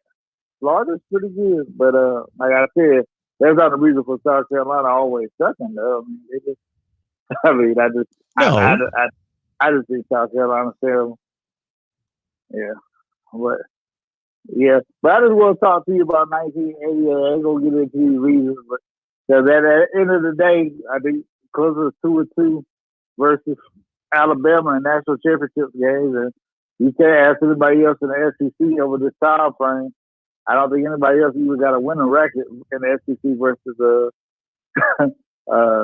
Alabama. I mean, and Ohio State got the better of Clemson last year, but for the last couple ones before that, it took a pandemic for that to happen. So South Carolina, I don't know what to say about them. But all right, Mark, I'll get it with you later, man. Okay, DeAndre, appreciate it. Have a good night, man. All right. All right, David's back on the line. Wants to talk some string football. Hey, David. Hey, Mark. This is Hell Call Part 2. If I heard you earlier, okay? Yes, sir. Okay. One, when we were talking about Oklahoma, you just asked who I thought other than Alabama could win.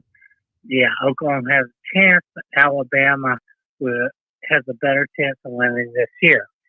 But I want to go back to you rating Georgia number 1, and you didn't give me a good response 2 nights ago. Okay. How can you in the world when they play? We're talking about Georgia, who's lost their best receiver. How can they win a national championship with playing Clemson and even South Carolina at Auburn versus Florida, and also maybe ending the year with the SEC championship game if they get that far? How can they avoid losing more than 2 or 3 games? If a team loses 2 or 3 more games, how can you rate them number 1? I know you said I don't consider schedules, but man, if you look at their schedule, it's brutal.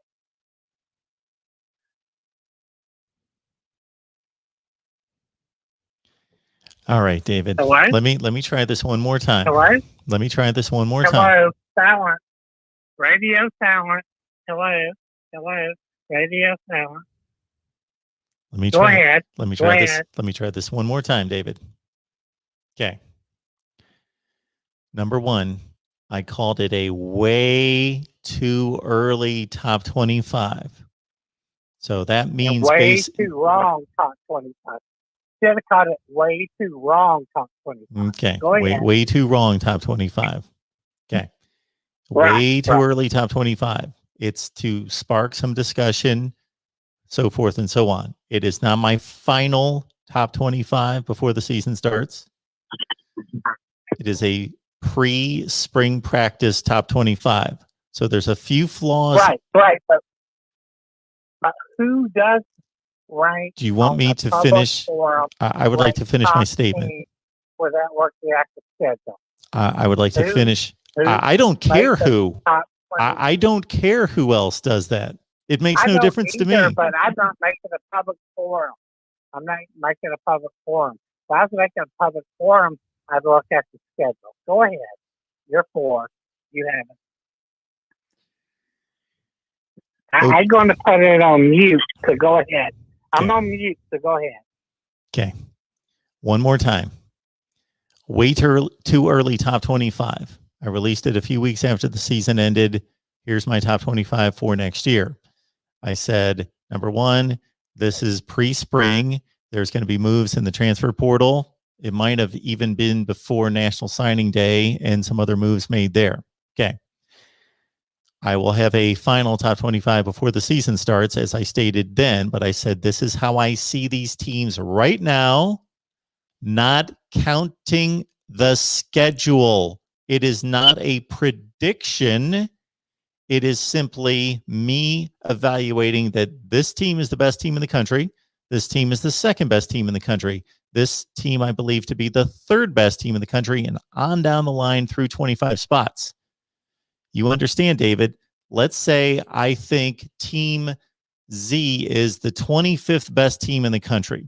Let's consider this scenario. I believe that a particular team is the 25th best team in the country, okay? But I look at their schedule then, and I think that they're playing the easiest schedule in the country. Well, then I would probably not select them to finish 25th in the country. I would evaluate the schedule and say they're going to finish 15th in the country. But I didn't do that. I am simply stating, based on roster talent, what they have coming back from last season, number one, what they are losing from last season, and what they are gaining in the recruiting class, versus also evaluating, do I think that they played up to their standard last year, or did they play better or worse than they could have last season? Like, let me make an example out of Wisconsin. I think Wisconsin underachieved last year. They went 500. I believe they are better than that. Took all those things into consideration and said, I believe that Georgia has the best roster in the country. I am not evaluating the schedule. Whether you like that or not, I am telling you that's how I did it. I did not take the schedule into consideration to make a prediction. There's a difference between making a prediction and then saying these are the top 25 teams in the country. Those aren't necessarily the same things. And number two, in your statement you made, you mentioned that they lost their best receiver, George Pickens. I made that top 25 before he got hurt. I'm not saying that's going to impact my top 25. It may not.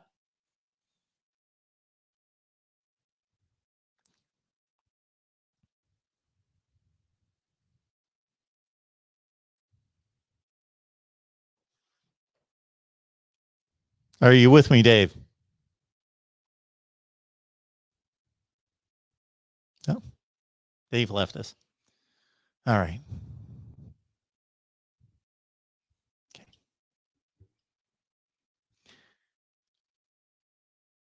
The next time I make a top 25 during the off season, I will be checking with Dave, and I will check with whomever issues the guidelines on top 25 build out. I missed that memo of whoever. That must be the same person that devised the playoff. That must be the same person. It's probably the same individual who determined that we were going to do a 4-team playoff and have 13 people select the playoff teams, was the same one that determined that we have to look at schedules to build out our top 25. Okay. When I make predictions for the season, which Dave was just letting me know that my top 25 was really dumb. So I take the same care as when I make my predictions. My predictions last year were really dumb too. You know what I predicted? I predicted Alabama, before the season started, predicted Alabama to beat Ohio State in the national championship game. So Dave, yes, my top 25 must be extremely idiotic because I take the same approach as I do when I make my predictions, of which resulted in Alabama beating Ohio State in the national championship game. All right. We've got someone who would like to comment on the coaches' rankings here at the Voice of College Football. Who's on the line? Hey, Mark, it's 28AD28. Hello, sir. How you doing? I'm splendid. Yourself? I am doing just fine. How's it going? Good. Good. All All right. Not too bad, man. We had snow here in Ohio suddenly for some reason today. But That's what I heard. other than that, everything else is good. Just wanted to question you about the coaches' rankings in the Big Ten and in the Big 12. Okay. So we've got Pat Fitzgerald as the best coach in the Big Ten, and Matt Campbell is number one coach in the Big 12. Riley and Day have both won their conference every year they've been a head coach. Yet they're both number two. And the reason for them being number two, if I'm hearing you right, is that those guys are sort of expected to do what they do. They've got all the advantages in terms of recruiting, facilities, fan support, money, all that stuff. Meanwhile, Fitzgerald and Campbell are doing it at places where it's not typical for them to do this well. And they're raising their programs. You've checked off all the boxes. Behind. Okay. So then now I want you to go retro, Mark Rogers. We're going to go flashback here to 2016. Okay. Okay. 2016, Mark Rogers. Who's the best coach in the Big Ten? 2016, Mark 2016 Rogers. is probably, I think we've all heard of him. Maybe Urban Meyer. Not Mark D'Antonio? Oh, was it Mark D'Antonio? I don't remember what I selected. So this was going into the 2016 season. I went with, I don't know. You tell me. I don't remember what I selected then. I'm not sure. I didn't look back at it. Okay. But I'm looking for, going by the criteria you laid out for this year's rankings. Why would it not be Mark D'Antonio? Because he is the same thing as Campbell, and he's the same thing as Fitzgerald. Except actually, he won his conference twice. Right? True. During Meyer's tenure in the Big Ten, he went through Meyer to win in 13. He went through Meyer to win in 15. And through those first 5 years of Meyer's tenure at Ohio State, he actually had more conference championships than Urban Meyer did. I missed in that, though. If that is, in fact, what I ranked, whether that's Urban Meyer 1 or Mark D'Antonio, I missed in Ryan Day's resume where he coached at a MAC school that had a losing record and took them to a double-digit win season. Then he went to Utah and went undefeated and won a BCS bowl game. And then he left and he went to Florida and won 2 national championships where they hadn't won one in 10 years. And then he went to Ohio State, won a national championship, and went undefeated the year before, 2 years before winning the national championship. So Ryan Day's phenomenal. There's nothing wrong with being the second best coach in the conference. And I'm not saying that, and I'm not saying that my rankings are the end all be all and they can't be refuted in any way. So understand that. I am just stating that I believe that Pat Fitzgerald and at some point, if Ryan Day continues to win at this rate, I'll flip the switch and say, okay, he's proven it. It's not his entire roster at this point. It's more Urban Meyer roster, certainly when it comes to contribution, than it is Ryan Day roster at this point. Okay, yeah. Yep, Dave's been there 2 years, right? Yeah, this is 2020, the second year, yes. Okay. 28 AD 28. I'll ask you a question about the Riley and Campbell comparison. When has what Matt Campbell has done at Iowa State, when has that been accomplished at Iowa State? Oh, never, as far as I know. What Lincoln Riley is winning at the rate that he's winning at Oklahoma, when's that been done at Oklahoma? Stoops, Switzer, Wilkinson. Yeah. Yep. And Stoops to a certain extent. Sure. Yeah, Stoops for sure. Stoops for sure. He people forget Bob's first few years at Oklahoma. They were 99, they went 7-5. But then in 2000, the second year, they won the national championship. And then from that point, he played in national championships with 3 out of 4 years, or 3 out of 5 seasons they played in. So, yeah, he had them rolling pretty good. If Riley can get us to 3 national championship games in the next 5 years, I think we'd be pretty happy.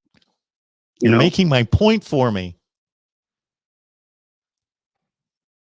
And Yeah, to some degree. And I think Lincoln Riley's great.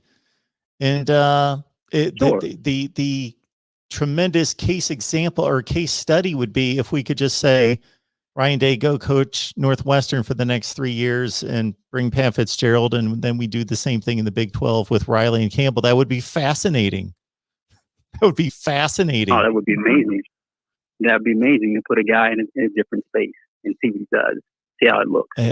I always thought it would be fascinating to take Nick Saban and or Urban Meyer and make them go coach at Kansas and Oregon State the next year, just to see how much of an impact it would be. It would just be fascinating. I'm sure they'd be frustrated and pulling their hair out because they hadn't worked with that level of athlete in forever.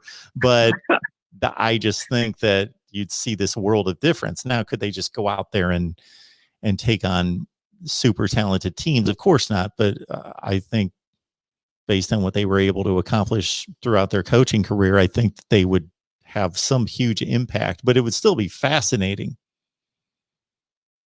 Oh, sure. Definitely. I think it'd be great to see those guys because I think they're used to having every advantage as well. I mean, that hat fits them. They they're all great coaches. So they take full advantage of it. And you can probably tell in all this, you can probably tell in all this that I root for the little guy just a little bit. It would be easy for me to say Ryan Day's the best coach in the Big 10 and Lincoln Riley's the best coach in the Big 12 and throw my rankings out there, and probably nobody would say anything else. Right. Probably wouldn't be any discussion about it at all. But I truly do believe that. I don't send out opinions and rankings just to get people riled up. And I had this conversation because somebody called me the other night and we were talking about opinions and rankings. And I said, I'm neither the guy that wants to please everyone, so I just keep everything cut and dry so nobody gets flustered or mad or tears me down, or, I'm making the safe selections, nor am I the guy that's just trying to rile everybody up by making crazy predictions and putting people down and trying to, cause a stir. I'm just basically putting what I believe to be my best work and what I believe to be the truth based on my analysis. And sometimes it's very boring. Sometimes it's like, okay, Mark, and that's what everybody else is saying. But if it's what I believe to be true, and then other times it's Pat Fitzgerald's number 1 and Ryan Day's number 2 or whatever, or it's Georgia number 1 and Dave has to call me now 3 times because he's all fired up because I got Georgia number 1, and that's just lunacy as far as he's concerned. I heard Dave. Dave was none too pleased. Well, we went on about it for like 20 minutes the other night, and I can't get it across to him that I don't take the schedule into. He just can't believe that somebody can just rank teams without taking the schedule into consideration.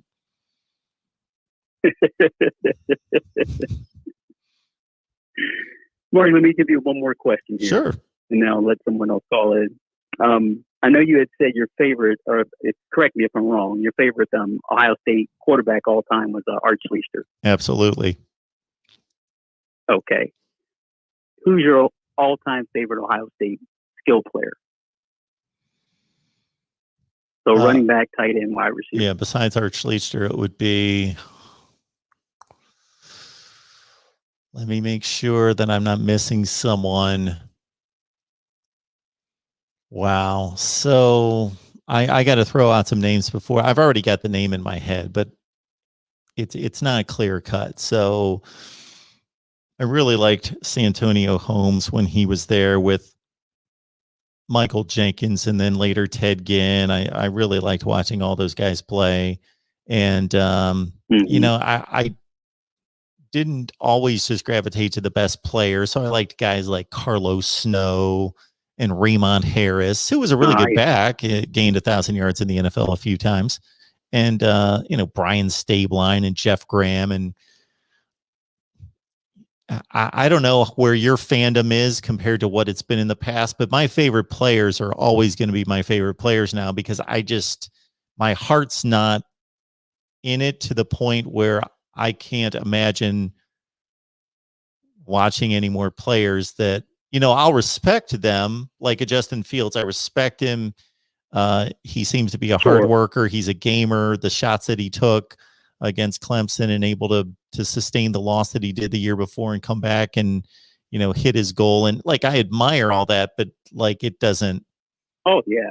When you're 12 or 15 years old, just, I think for most people, those guys aren't going to be ever surpassed. So Chris Carter's probably my favorite skill position player of all time. DC, okay. Keith Byers would be right up there too, though. It's kind of funny you mentioned Keith Byers. I actually was at the golf course one day and I walked in to go get something to drink and sitting at a table having a meal with Keith Byers. Nice. And I walked over, shook his hand, and spoke with him for a minute. Really super, super pleasant guy. Super nice guy. I think he's from Dayton, isn't he? He I'm sorry? I think he's from Dayton. Yep. Mm-hmm. Okay. Yep. Yeah, we were playing. That's where I'm at. I'm in Dayton. Yeah, we were playing golf. Well, we were at the same golf course. We weren't playing together, but we were at the same golf course. Yeah, super guy. I always remember him running out of his shoe against Illinois. Oh yeah. I'll always remember that. That was a great run. And those were the days.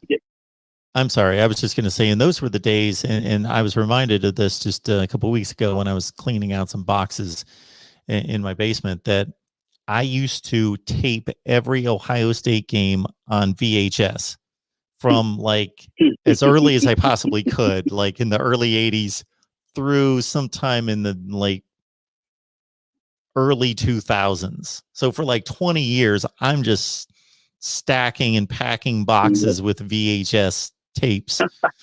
I just had to have them all on VHS. It's amazing because I've done the same thing with Oklahoma games and with the Chicago Bulls when Jordan played. I taped every night they run WG, and I've got banana boxes in my basement, like 5 or 6 banana boxes full of Bulls cassettes, 2 and 3 games on each. That's I got phenomenal. like 500 Bulls games on tape. Oh yeah. Once you delve into basketball or baseball and start taping games, oh my goodness, yeah, you can really rack them up. This brings. Go ahead. I know. I was going to say, and you tape those things because with Jordan, my thought was always he's going to do something special that I'm never going to see again, and I don't want to miss it. So I'm taping everything this guy does. Yeah, he's beautiful to watch. And there was no internet, there was no YouTube, so you didn't know when you'd ever see these games again. So absolutely, I was taping them all of them, and that brings to mind a funny story. This was in this. I was 1990. I was interning at the local ABC station, and so I was at the Rubber Bowl covering a high school football doubleheader on Saturday afternoon. And so I had my girlfriend at the time, who would later become my wife. I gave her explicit instructions on how to record the Ohio State game and at what speed it would have to be so that the tape wouldn't run out, and she had done this for me countless times, but still, it had to have specific, and they were playing Iowa that day. And and this is at a point in which it was sometimes possible to go out and do things and stay away from the score and come back. And I'm not remembering, that was so long ago, I'm not remembering if I was able to achieve that, or I did know. I think I did know that Ohio State, they actually won on the final play of the game, 27-26 on a touchdown pass to Bobby Olive. But I was still so upset because I'm watching this on VHS and there's like 18 seconds left in the game, and all of a sudden the tape ran out. And I just threw a fit. Oh, that's brutal. I threw a fit. Yeah, those were the days of the VHS tape. Yep. Yeah, we don't long live the VHS tape. Yeah, mine are. I think they're sort of losing their consistency back there, sitting in those banana boxes. They're probably falling apart on me back there now. hard to maintain these things as they get so old. But okay, Mark, I just want to pop in on you real quick, say hi, and get your take on the coaches' rankings and the Ohio State skill player. Thanks a lot, man. Well, it's always good to hear from you. Always, Mark. Good chatting with you. Take care. We'll chat again soon. All righty. All right. Looks like I'm going to have to talk about Georgia football even more. I never thought I would be such a Georgia apologist. Welcome to the Voice of College Football. Who's on the line? Hey, Mark, I just want to apologize. Oh, you don't need to I apologize, didn't Dave. Please don't apologize. Yes, I do. You're a faithful viewer, and I enjoyed the discussion. And I apologize if in any way I say anything to offend you, because I just want to have fun. And certainly, as I say all the time, a discussion, debate, and analysis. That's what we're looking for. So not everybody's going to see it the same way. I do too. I took it, Mark. I help this children that's disabled, that can't, that have very hard disabilities on their birth. I try to help them as much. And I also want to apologize to you. I'm a faithful Alabama fan, and if I come across wrong, I certainly apologize. Okay, sir. I just did take out Georgia one deserved to be number one, but I did not understand your rating criteria, and I apologize for any misunderstanding. Well, thank you so much, Dave. I appreciate you calling back. Okay, sir. Okay, I'll end now, but I'll call later in the season. But I love your network. You're great YouTube network. I love the content. So keep on doing what you're doing. Thank you, sir. Thank you so much for that, Dave. Have a good night. Good night. Our man Dave back on the line to talk. So I appreciate that. And I hope everybody, I want everyone to, whether it's calling me or in the live chat, to understand that unless we can look it up in a book and say, Georgia won the national championship in 1980, and Clemson won it in 81, and Penn State won it in 82, and so went 9-3 that year, and they went 4-8, and those are all facts. So you've got facts that can't be disputed. This guy completed 63.7% of his passes. He threw 17 touchdowns and 9 interceptions. It can't be disputed. That's what it is. Now it can be put into context as to, okay, what defense was he playing to compile those numbers, and how tough was their schedule? And so there's logic put to it. And then there's a lot of other things that we can talk about, that, like, how would you do the playoff? Well, I would do it this way. Well, I would do it this way. And there's a zillion different answers that have different levels of validity to them. But there's a number of ways that we could do the playoff, for example, that there's no right or wrong there. Now, if somebody said, I want to select the 50th best team to play in the playoff against the 80th best team, well, that wouldn't make a whole lot of sense. So there are extremes, but yes, there are facts and there's logic. And then there is this area of just trying to determine things. And I get the people that say, why wouldn't you put the schedule together with your rankings of the teams to then determine your rankings? I just don't do it. I'm telling you whom I believe to be the 25 best teams in the country, 1 through 25. I'm not predicting them to finish in that order. I can do that for you before the season starts.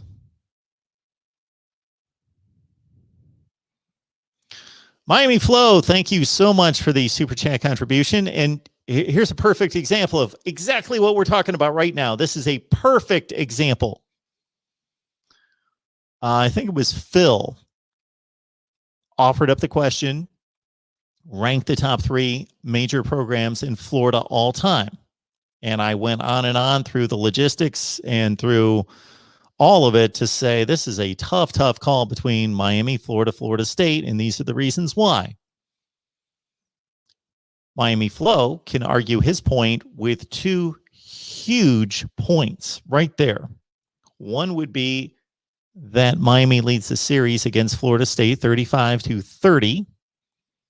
So what matters more than head-to-head? Well, if you just so happen to beat a team every year, but you're losing all your other games, there are extremes.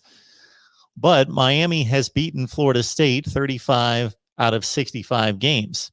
And they also have won, let's put that in quotes for anybody that watches me on a regular basis. There is a context here. They won 5 national championships, and Florida State won 3 national championships. And I would say that those 8 national championships were earned.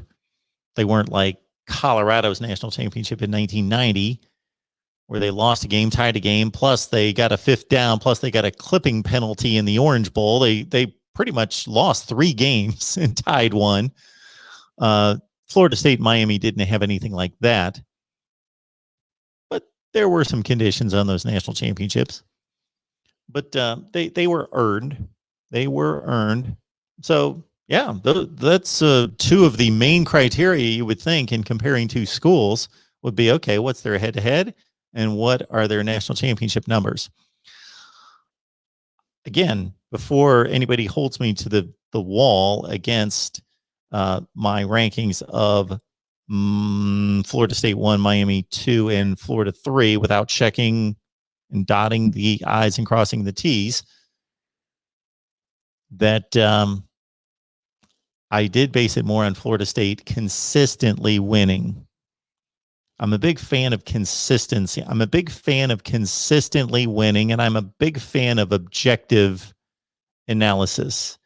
And a conference championship is objective. A national championship,